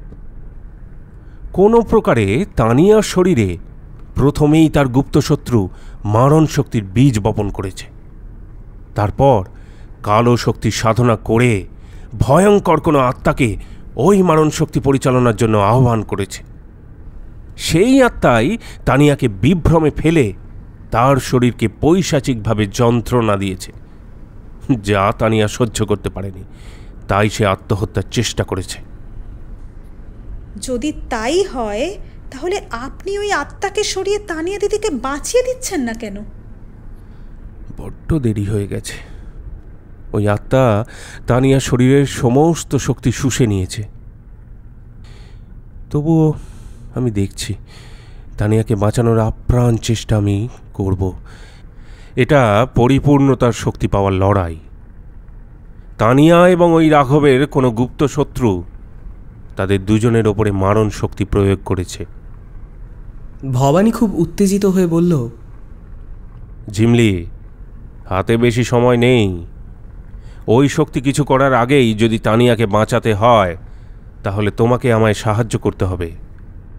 এই কথা শুনে ঝিমলি যেন আকাশ থেকে পড়ল। সে আমতা আমতা করে বলল, এই ব্যাপারে আমি আপনাকে ঠিক কিভাবে সাহায্য করতে পারি? ভবানী আলখাল্লার পকেট থেকে একটা কাগজে মোড়া তাবিজ বের করে তার হাতে দিয়ে বলল, তুমিই পারবে। তুমি এখনই রাঘবের বাড়ি যাও। এই তাবিজটা যেমন করে হোক তার হাতে বেঁধে দেবে। তারপর তাকে যেমন করে হোক তানিয়ার ফ্ল্যাটে নিয়ে আসবে।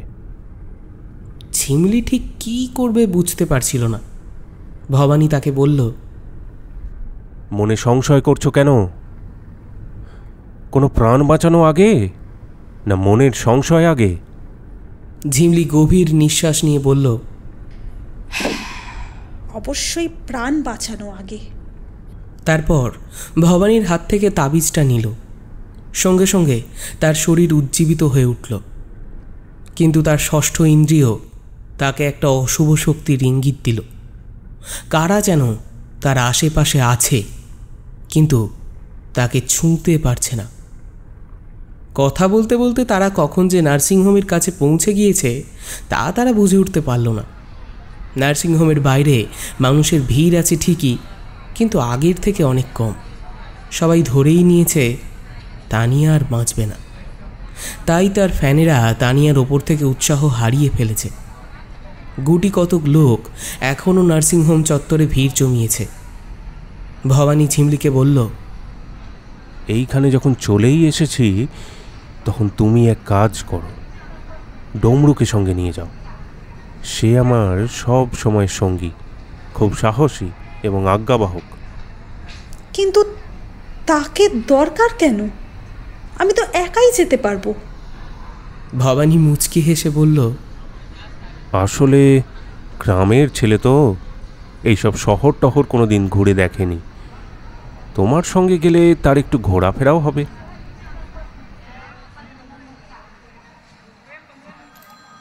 ওরা নার্সিংহোমের ভিতর একটু এগিয়ে গিয়েই দেখল ডমরু খুব উত্তেজিত হয়ে পায়াচারি করছে। ভবানীকে দেখেই সে দৌড়ে এসে বলল,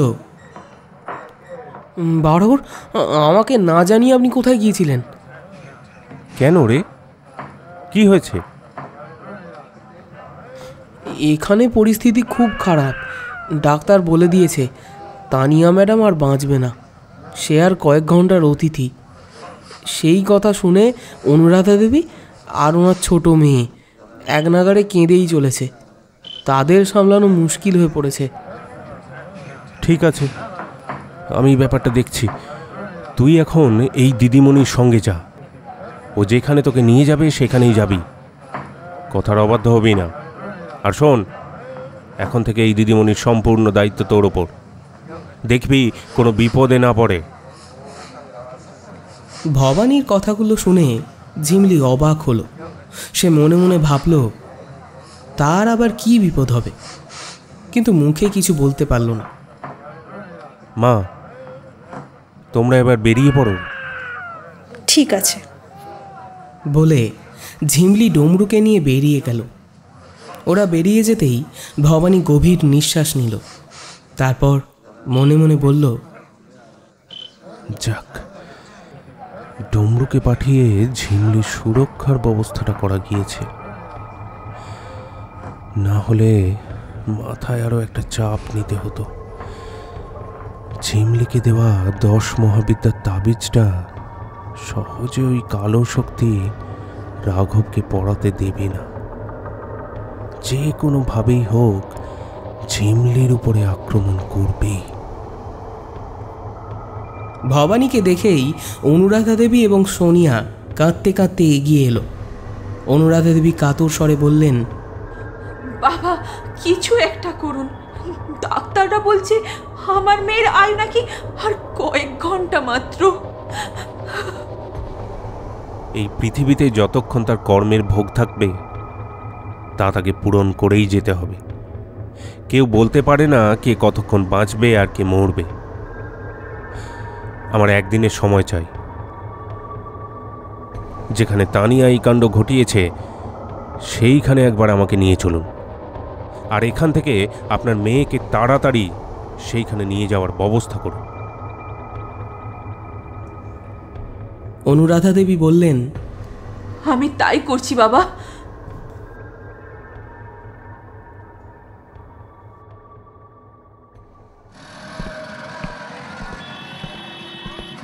ঝিমলির বেশ অস্বস্তি বোধ হতে লাগলো। তার মনে হলো অদৃশ্য বেশ কয়েকজন তাকে ঘিরে ধরে তার সঙ্গেই হাঁটছে। তারা যেন ফিসফিস করে বলছে, চলে যা, চলে যা, আর এগোবি না, যা, চলে যা।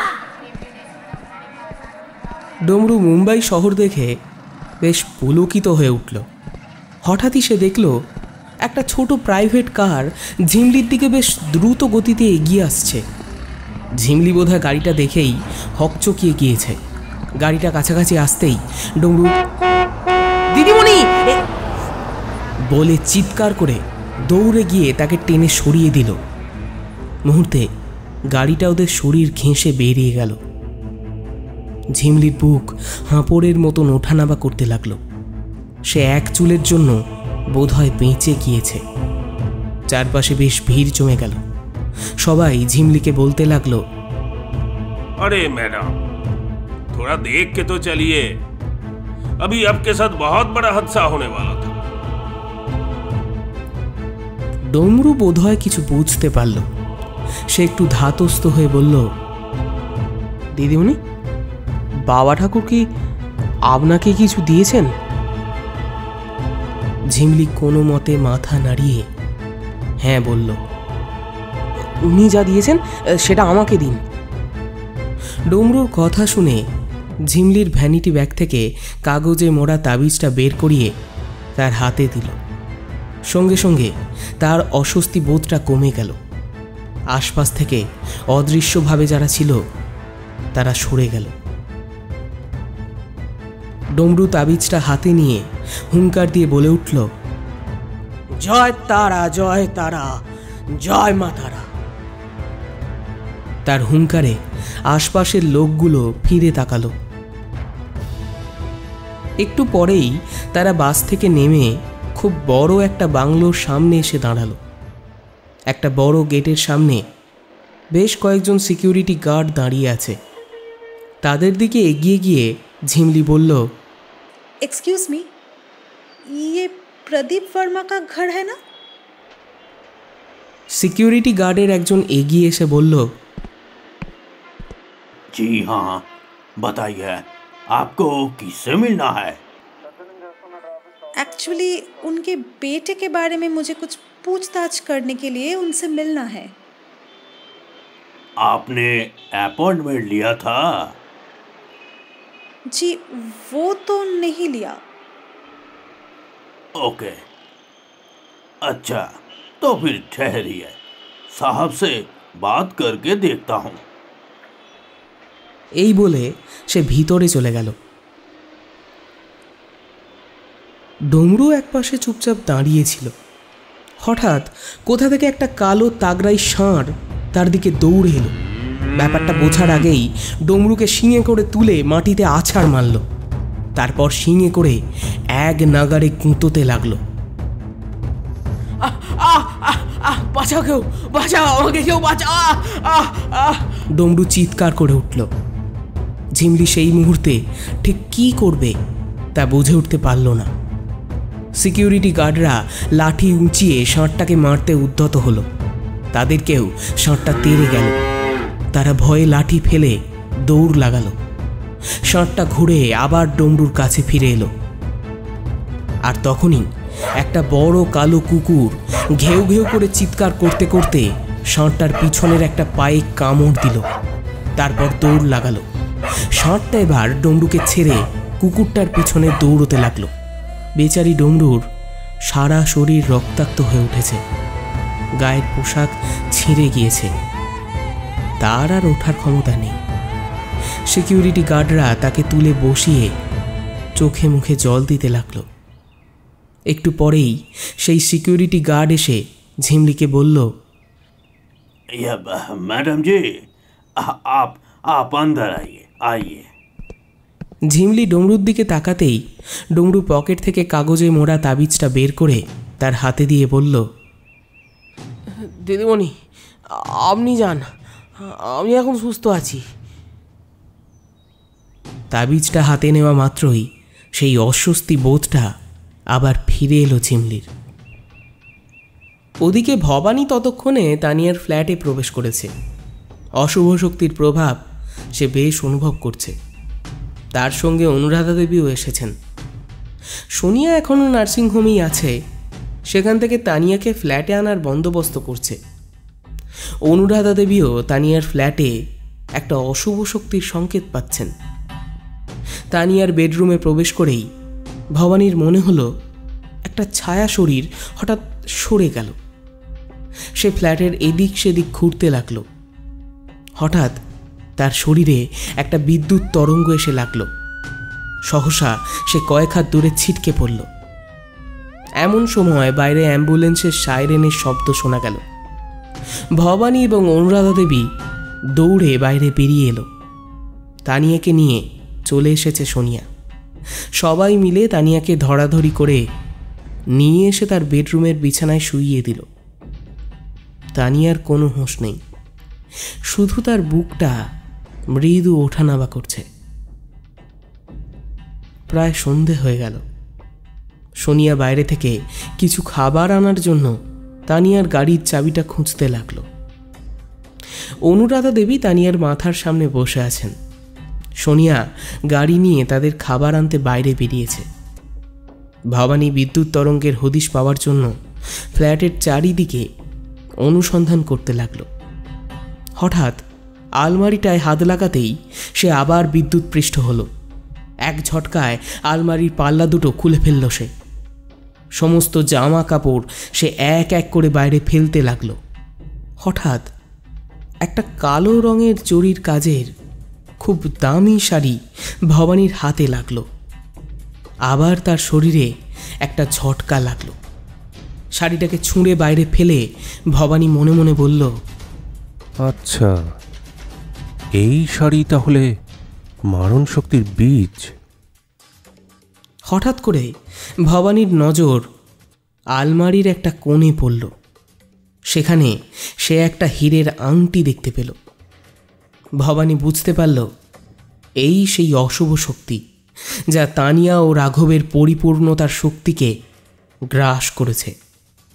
ভবানী অনুরাধা দেবীকে ডেকে শাড়ি ও হীরের আংটিটা দেখালো। তারপর জিজ্ঞেস করল, এইগুলো তানিয়া কোথা থেকে পেয়েছে, আপনি বলতে পারবেন? অনুরাধা দেবী অবাক হয়ে বললেন, না, কেন বলুন তো? এই বলে অনুরাধা দেবী সেগুলো ছুঁয়ে দেখতে গেল। ভবানী ধমক দিয়ে উঠে বলল, খবরদার, ওগুলো ছোঁবেন না, ওইগুলোই মারণ শক্তির বীজ। তানিয়াকে কোনো গুপ্ত শত্রু এইগুলো দিয়েছে, আর তানিয়া এই শাড়ি ও আংটি পরে নিজের শরীরে মারণ শক্তিকে আমন্ত্রণ জানিয়েছে। আর বেশি সময় নেই, এক্ষুনি আমাকে কাজে লেগে পড়তে হবে। আপনি এক কাজ করুন তো, তাড়াতাড়ি যেখান থেকে পারেন লাল সুতো জোগাড় করে আনুন। এক্ষুনি এইগুলোকে বন্ধন করতে হবে। এই বলে ভবানী তানিয়ার বেডরুমে প্রবেশ করল। তানিয়ার শরীরের দিকে ভবানী স্থির দৃষ্টিতে চেয়ে রইল। মারণ শক্তির আত্মা যে তার শরীরের উপর পৈশাচিক অত্যাচার করেছে তা দেখেই বোঝা যাচ্ছে। তানিয়ার আভ্যন্তরীণ শরীর দেখার জন্য তন্ত্রের সাম্ভবী বিদ্যার প্রয়োগ করবে বলে তৈরি হলো ভবানী। এর মধ্যেই সোনিয়া ফিরে এলো। তানিয়ার আলমারির ভিতরে থাকা পোশাক আশাকগুলো ছড়ানো ছেটানো অবস্থায় দেখে সে খুব আশ্চর্য হলো। সে অনুরাধা দেবীকে জিজ্ঞেস করল, এসব কি মা? অনুরাধা দেবী মৃদু ধমক দিয়ে বললেন, খবরদার, কোনো জিনিসে হাত দিবি না, বাবা কাজ শুরু করেছেন। ভবানী প্রস্তুত হয়ে সেইখানে এসে উপস্থিত হলো। সে অনুরাধা দেবীকে উদ্দেশ্য করে বলল, মা লাল সুতো পেয়েছেন? অনুরাধা দেবী সুতোটা ভবানীকে দিতেই সে বলল, আচ্ছা, আপনারা তানিয়ার কাছে চলে যান, এখানে আমি এখনই কাজে বসবো। সোনিয়া ও অনুরাধা দেবী তানিয়ার কাছে গিয়ে বসল।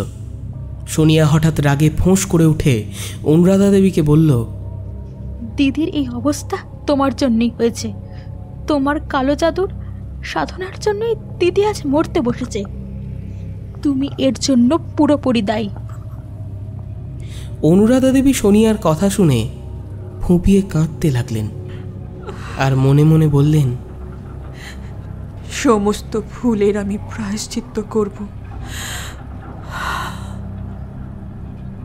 ভবানী প্রথমে লাল সুতো দিয়ে হীরের আংটি এবং শাড়িটাকে একসঙ্গে পেঁচিয়ে বেঁধে দিল। তারপর তানিয়ার আভ্যন্তরীণ শরীর দেখার জন্য গভীর ধ্যানে বসল। মানুষের দেহের মধ্যে 3 প্রকার নাড়ি থাকে। ইরা, পিঙ্গলা ও সুষুম্না। এদের 3টি নদীর সঙ্গে তুলনা করা হয়েছে। তার মধ্যে ইরা হল ভগবতী বা যে ভগ বহন করে, সে হলো গঙ্গা। পিঙ্গলা হলো যমুনা নদী এবং সুষুম্না হল সরস্বতী নদী। এখানে ইরা হলো ধমনী, যার মধ্যে শুদ্ধ রক্ত প্রবাহিত হয়। পিঙ্গলা হলো শিরা, যার মধ্যে দূষিত রক্ত বাহিত হয় পুনরায় শুদ্ধিকরণের জন্য। এবং সুষুম্না হল স্নায়ুতন্ত্র, যার মাধ্যমে আমাদের উত্তেজনা প্রবাহিত হয়, যা অনুভূতির উদ্ভব ঘটায় এবং জ্ঞান হিসাবে সঞ্চিত থাকে বা বাক হিসাবে প্রকাশিত হয়ে যুগ যুগান্ত প্রবাহিত হয়। তাই একে বলা হয়েছে সরস্বতী। ভবানী ধ্যান যোগে দেখল তানিয়ার সুষুম্না বা স্নায়ুতন্ত্র একদম নির্জীব হয়ে পড়েছে, আর শরীরের শিরা বা ইরা ছিন্ন হওয়ার জন্য তার রক্ত সঞ্চালন প্রায় অবরুদ্ধ হয়ে আছে।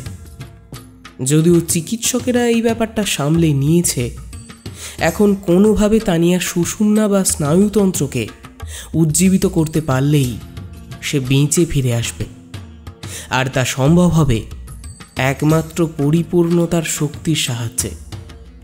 কিন্তু তার আগে ভবানীকে তার সূক্ষ্ম শরীরটা ফিরিয়ে আনতে হবে, যা এখনো চণ্ডাল বাবার হাতে বন্দী। ভবানী আরও গভীর ধ্যানে মগ্ন হল। ধীরে ধীরে বাহ্য জ্ঞান লোপ পেল তার। অনেকটা সময় কেটে যাবার পর হঠাৎ করেই তার শরীর থেকে 3টে আলোর বলয় বেরিয়ে এলো। সেই আলোর বলয়গুলো দেখতে দেখতে 3টে বড় পাখিতে পরিণত হলো। তারপরই তারা পাখা মেলে ঝড়ের গতিতে উড়ে গেল। শুভ্রা হন্তদন্ত হয়ে চণ্ডাল বাবার কাছে দৌড়ে এলো। বাবা তখনও খালের ধারে সেই অসত্য গাছের নিচে ধ্যানে মগ্ন। শুভ্রা চিৎকার করে বলল, বাবা, সব শেষ, সব শেষ। ওই তান্ত্রিক এসে আমার বপন করা মারণ শক্তির বীজ উদ্ধার করে নিয়েছে। আপনার ওই আত্মা তানিয়ার জীবন এখনো দিতে পারেনি। চণ্ডাল বাবা চোখ খুলে শুভ্রার দিকে তাকিয়ে বলল, শুধু তাই নয়, তোর সাধনা করা মারণ শক্তির অবসান ঘটতে চলেছে। শুধু সময়ের অপেক্ষা। কিন্তু লড়াই সবে শুরু হয়েছে। কোনোভাবেই তানিয়া যেন পরিপূর্ণতা শক্তি না পায়, তার ব্যবস্থা করতে হবে। শুভ্রা উত্তেজিত স্বরে বলে উঠল, আপনি তো ওই সাধকের সূক্ষ্ম শরীরটাকে বন্দি করে রেখেছেন, তবুও সে এত শক্তি পেল কোথা থেকে? তুই এতদিন সাধনা করলি, কিন্তু মানুষের স্বরূপ চিনলি না।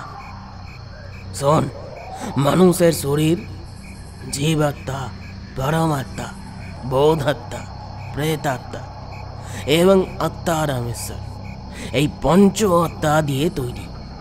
ওই সাধক তার বোধাত্মার সূক্ষ্ম শরীর রূপে এসেছিল। তাকে আমি বন্দি করে রেখেছিলাম, কিন্তু এখনো তার 4টি আত্মা অবশিষ্ট আছে।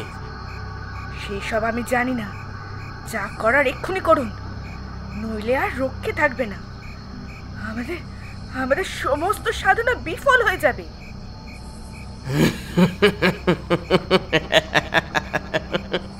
বিফল? মনে রাখবি, ওই কালো শক্তি কখনো বিফল হতে পারে না। তোর মনোবাঞ্ছা পূর্ণ হবেই। তানিয়া ঠিক মরবে এবং গোটা দুনিয়া জোড়া তোর নাম হবে। তুই একদিন তানিয়ার খ্যাতি কেউ ছাপিয়ে যাবি। যদি ওই তান্ত্রিক আমাদের শক্তি নাশ করে দেয়, তাহলে কিভাবে সম্ভব হবে? কালো শক্তির পরাজয় নেই। যতদিন মানুষের মনে সররিপুর তাড়না থাকবে, ততদিন কালো শক্তি হারবে না। ইয়াদ রাখবি, দুনিয়া থেকে অন্ধকার কোনো দিন দূর হবে না, আর কালো শক্তির মালিক হলো অন্ধকার। হঠাৎ করেই চণ্ডাল বাবা খুব উত্তেজিত হয়ে উঠল। অনেক দূরে আকাশে কয়েকটা আলোর বিন্দু দেখা গেল। বাবা দ্রুত গভীর ধ্যানে মগ্ন হল।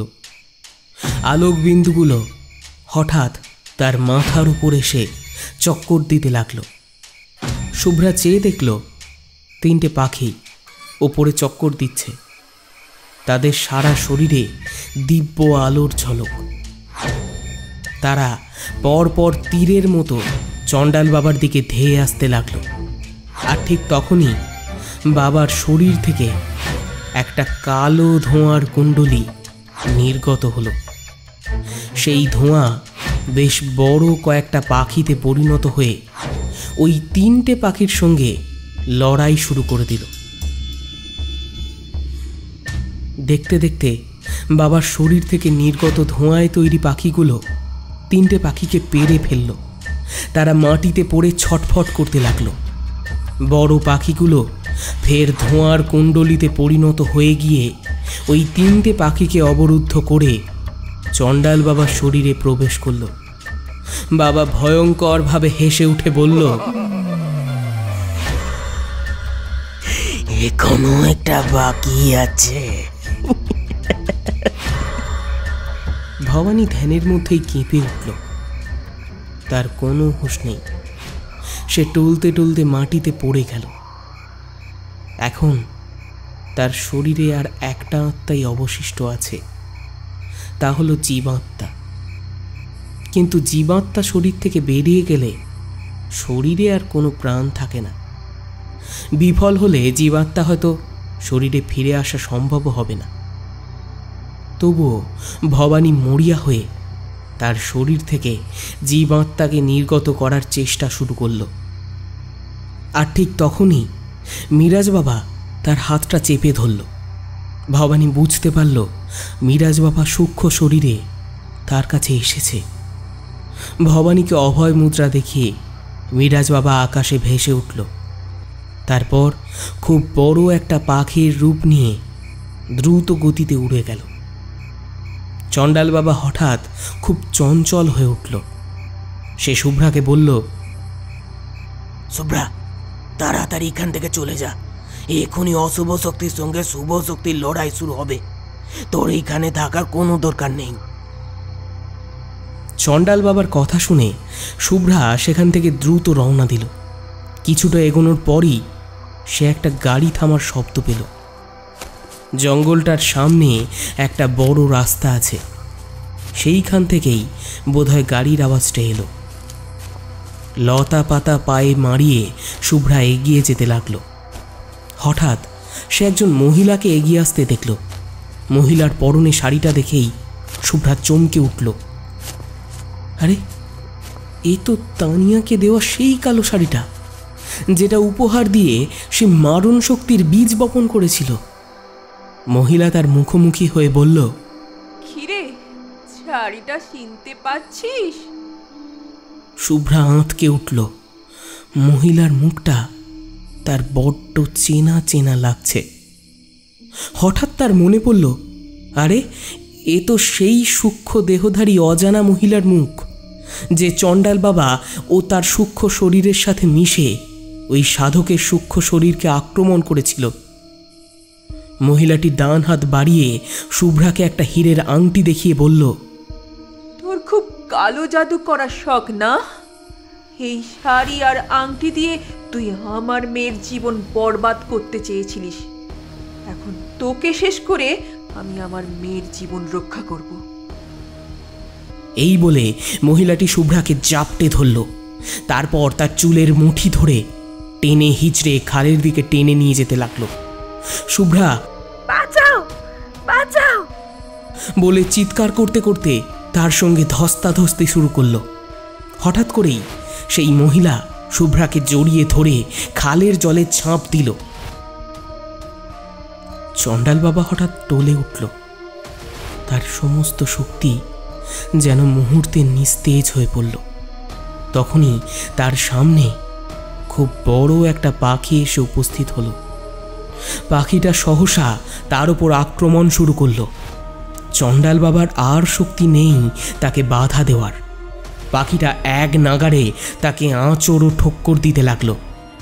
হঠাৎ করেই চণ্ডাল বাবার শরীরটা টুকরো টুকরো হয়ে একটা কালো ধোঁয়ার কুণ্ডলিতে পরিণত হলো। সেই কালো ধোঁয়ার কুণ্ডলির ভিতর থেকে ছোট ছোট 4টে আলোক বিন্দু দেখা গেল। আস্তে আস্তে সেই আলোক বিন্দুগুলো ওই পাখিটার শরীরের সঙ্গে মিশে গেল। তারপরই পাখিটা সেখান থেকে উড়ে গেল।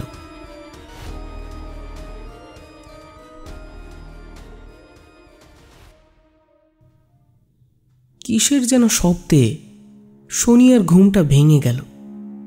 চোখ মেলে তাকিয়েই সে দেখল ফ্ল্যাটের মেঝেতে কালো রঙের কিছু আঁকি বুকি।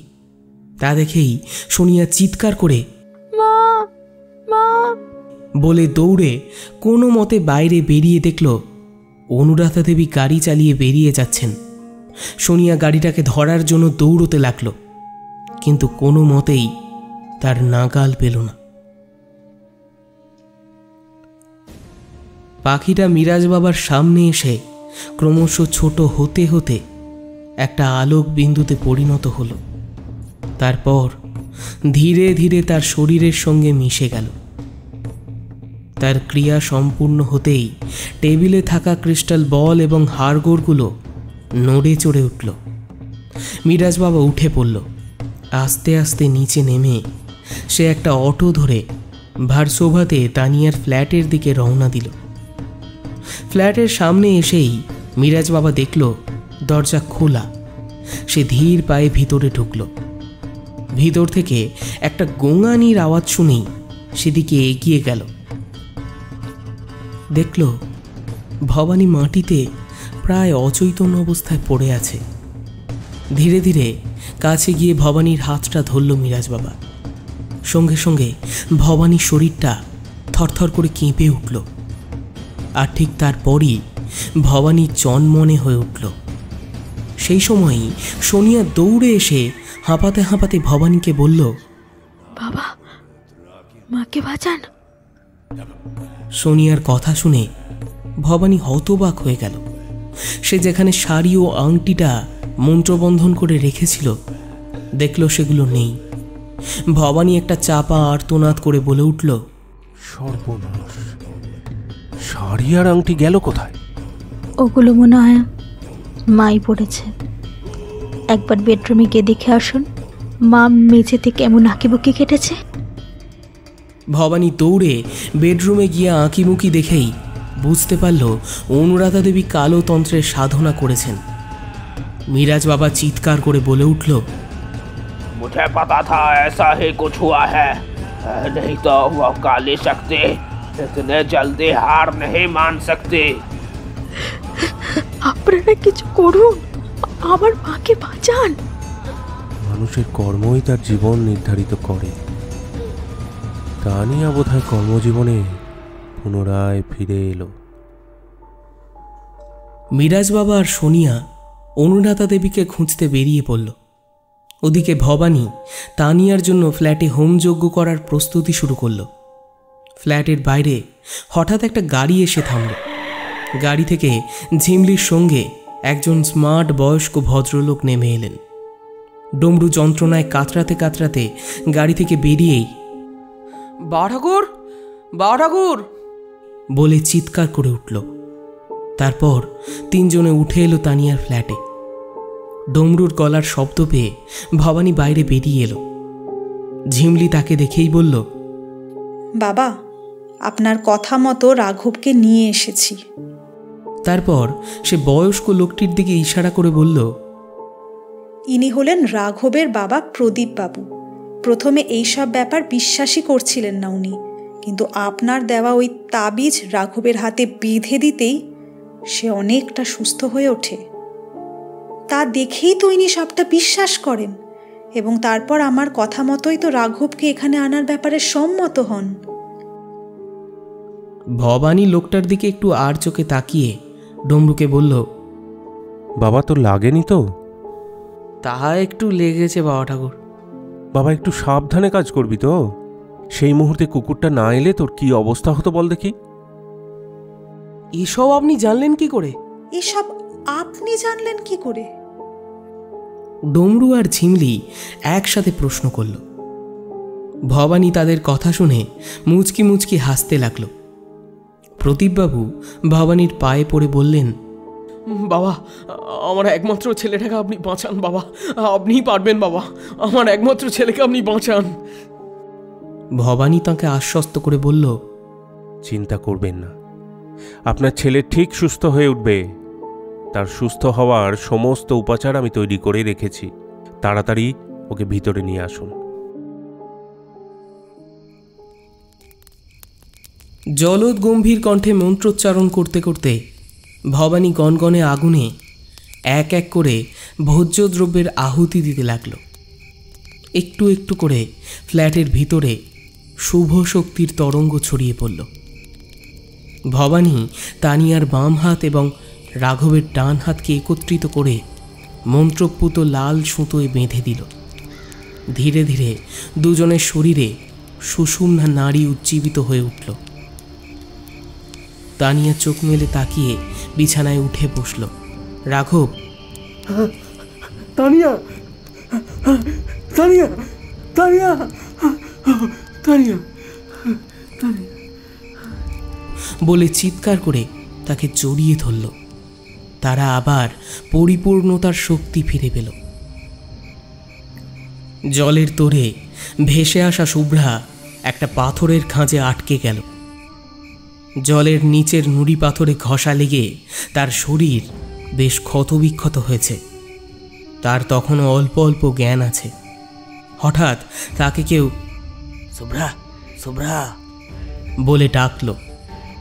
অনেক কষ্টে চোখ মেলে তাকিয়ে দেখল তার দিকে চণ্ডাল বাবা হাত বাড়িয়ে দাঁড়িয়ে আছে। শুভ্রা অতি কষ্টে তার হাতটা চণ্ডাল বাবার হাতে দিতেই জ্ঞান হারিয়ে ফেলল।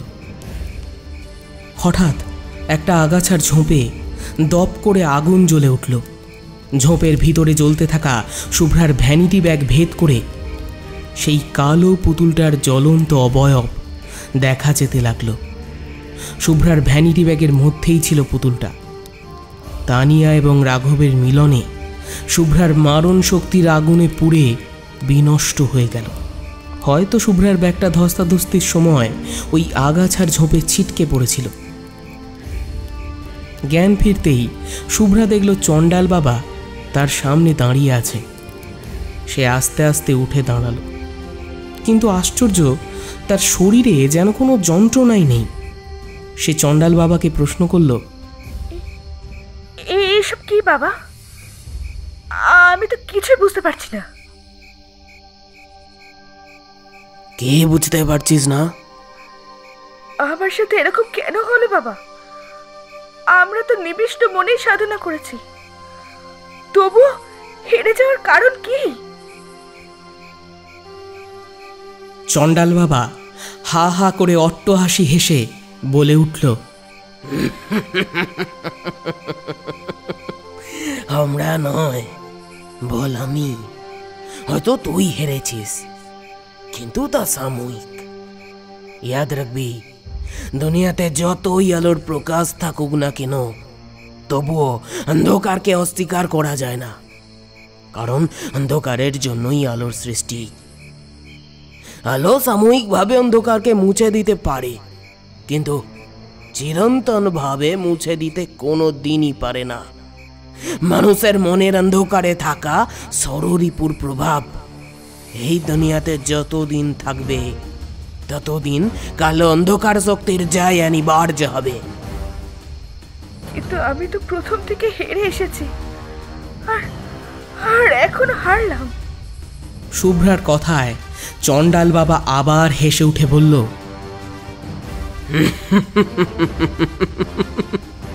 কে বলেছে তুই হেরেছিস?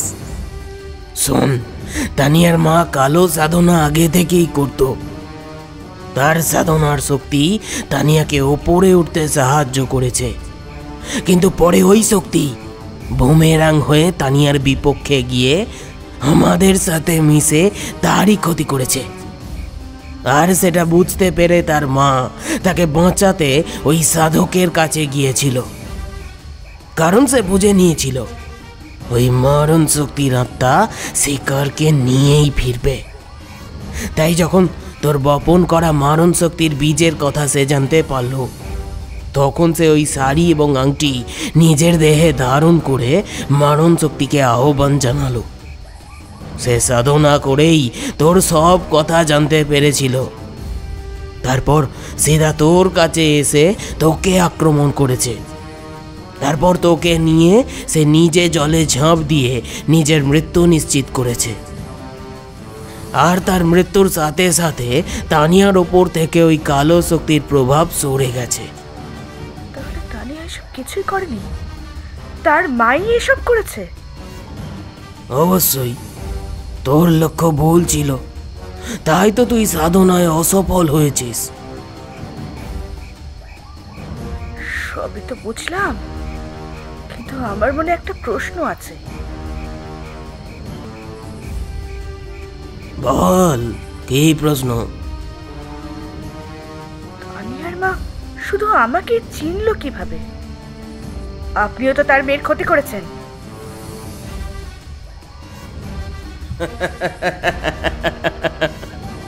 আমি কারোর ক্ষতি করি না, আমাকে দিয়ে সবাই ক্ষতি করিয়ে নেয়। আমার কোনো শত্রু মিত্র নেই। আমাকে যে আমন্ত্রণ করে আমি তার কাছেই যাই। আমি অনন্ত কালো শক্তি, আমার সাধকরাই আমার দেখা পায়। শুভ্রা অবাক হয়ে বলল, কি বলছেন আপনি? ঠিকই বলছি, আমি সেই কালো শক্তি। আমাকে সাধনা করে যে যেরকম শক্তিশালী করবে, আমি তাকে ঠিক সেই রকমই ফল প্রদান করব। আমি সব জায়গায় সব স্থানে আছি। কেউ আমাকে ডাকলে আমি তাকে ফিরিয়ে দিতে পারি না। আমার উৎস হলো অশুভ শক্তি। তারপরই সে নিজের কানটা খাড়া করে বলল, ওই দেখ, কে আবার ডাকছে? আরে নাতাশা যে। আরে আসছি আসছি। তোর সঙ্গে আমার এ পর্যন্তই বোঝাপড়া ছিল। আমার সাধনা করলে কেউ খালি হাতে ফেরত যায় না। তোরও মনোবাঞ্ছা পূর্ণ হবে, এই আমি কথা দিলাম। এরপরই দেহটা হঠাৎ শুকনো বালির মতো ঝুরঝুর করে ভেঙে পড়ল। তারপর একটা বড় ধোঁয়ার কুণ্ডলী হয়ে বাতাসে মিলিয়ে গেল। মিরাজ বাবা সোনিয়াকে নিয়ে সেই জঙ্গলে এসে হাজির হলো। দূর থেকে তানিয়ার গাড়িটা দাঁড়িয়ে থাকতে দেখেই সোনিয়া দৌড়ে সেটার কাছে এলো। তারপর চিৎকার করে কেঁদে উঠে জঙ্গলের রাস্তার ঢাল বেয়ে নিচে নামতে লাগলো। পিছন থেকে মিরাজ বাবা চিৎকার করে বলল, ठहर जा बेटी, हड़बड़ी मत करना, पहले पुलिस को बुला लो। সোনিয়া মিরাজ বাবার কথায় দাঁড়িয়ে পড়ল। তারপর মোবাইল বের করে ভারসোভার পুলিশ অফিসার অর্ণব দাসকে ফোন করল। অনুরাধা দেবীর লাশটা জলে পচে ফেঁপে উঠেছে। দুদিনের চেষ্টায় খালের জল থেকে পুলিশ লাশটাকে উদ্ধার করেছে। জলের তোড়ে ভেসে লাশটা অনেক দূরে চলে গিয়েছিল। অনুরাধা দেবীর শরীরে তখনও সেই জরির কাজওয়ালা কালো শাড়িটা জড়ানো আছে, কিন্তু শাড়ির কালো রঙের উজ্জ্বলতা অনেকটা কমে গেছে যেন। সেই হীরের আংটিটার আর কোনো খোঁজ পাওয়া গেল না। সোনিয়া দুহাতে মাথা গুঁজে হসপিটালের মর্গের সামনে বসে কাঁদছে। অর্ণব ধীর পায়ে তার কাছে এসে বলল, আর কাঁদবেন না, নিজেকে একটু সামলান। তানিয়া এবং রাঘব এখন বেশ সুস্থ। তারা প্রায় স্বাভাবিক জীবনে ফিরে এসেছে।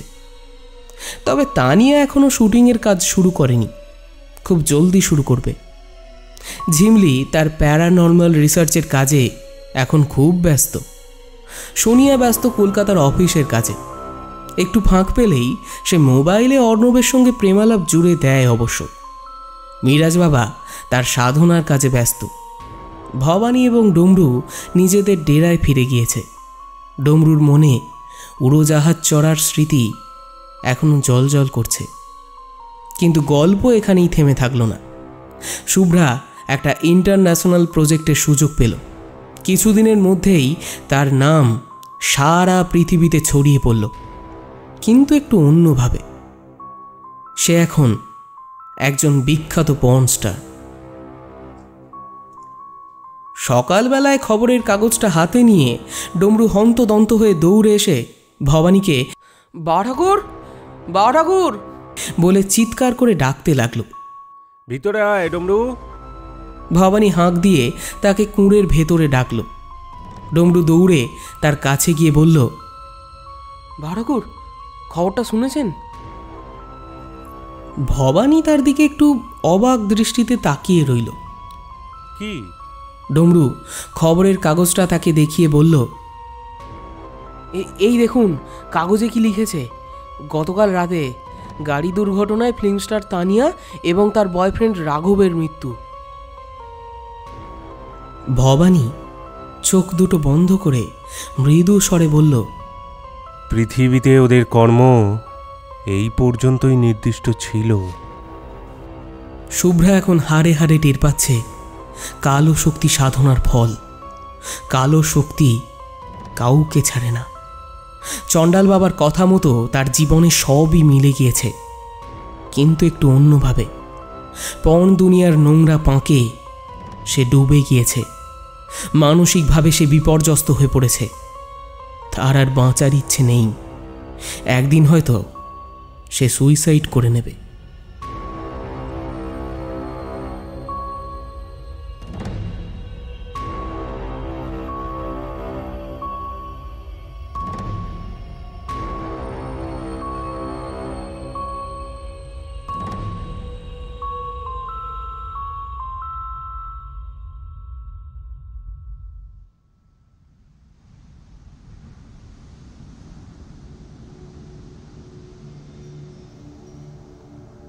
শুনছিলেন গল্প ভবানীতান্ত্রিক ও ষড়রিপুর ষড়যন্ত্র এর অন্তিম পর্ব। ভবানীতান্ত্রিকের ভূমিকায় সৌরভ, রাঘব ও সিকিউরিটি গার্ডের ভূমিকায় পার্থ, তানিয়ার ভূমিকায় মৌ, অর্ণব দাস ও নাতাশার বাবার ভূমিকায় অভিজিৎ, শুভ্রার ভূমিকায় নবনীতা, মিরাজ বাবার ভূমিকায় শ্রীরূপ, নাতাশা ইরাবতী, সোনিয়ার ভূমিকায় মৌমিতা, ঝিমলির ভূমিকায় সৌমশ্রী, অনুরাধা দেবীর ভূমিকায় অর্পিতা, ডাক্তারের ভূমিকায় গৌরব, ক্যামেরাম্যানের ভূমিকায় বাপি। গল্প পাঠ ডমরু, চণ্ডাল বাবা ও গল্পের সূত্রধর আমি সৌভিক। শব্দ সংযোজন ও আবহে আর্য, প্রচ্ছদ কৃষ্ণেন্দু। সমগ্র পরিকল্পনা ও পরিচালনায় টিম ইওর অক্টোপাস। গল্পটি আপনাদের কেমন লাগলো অবশ্যই লাইক ও কমেন্ট করে আমাদের জানাবেন, এবং আমাদের চ্যানেলটি যদি সাবস্ক্রাইব না করা থাকে তাহলে অবশ্যই সাবস্ক্রাইব করে বেল আইকনটা প্রেস করে রাখবেন আমাদের পরবর্তী গল্পের নোটিফিকেশন সবথেকে আগে আপনার কাছে পৌঁছানোর জন্য। ভালো থাকবেন, সুস্থ থাকবেন। নমস্কার।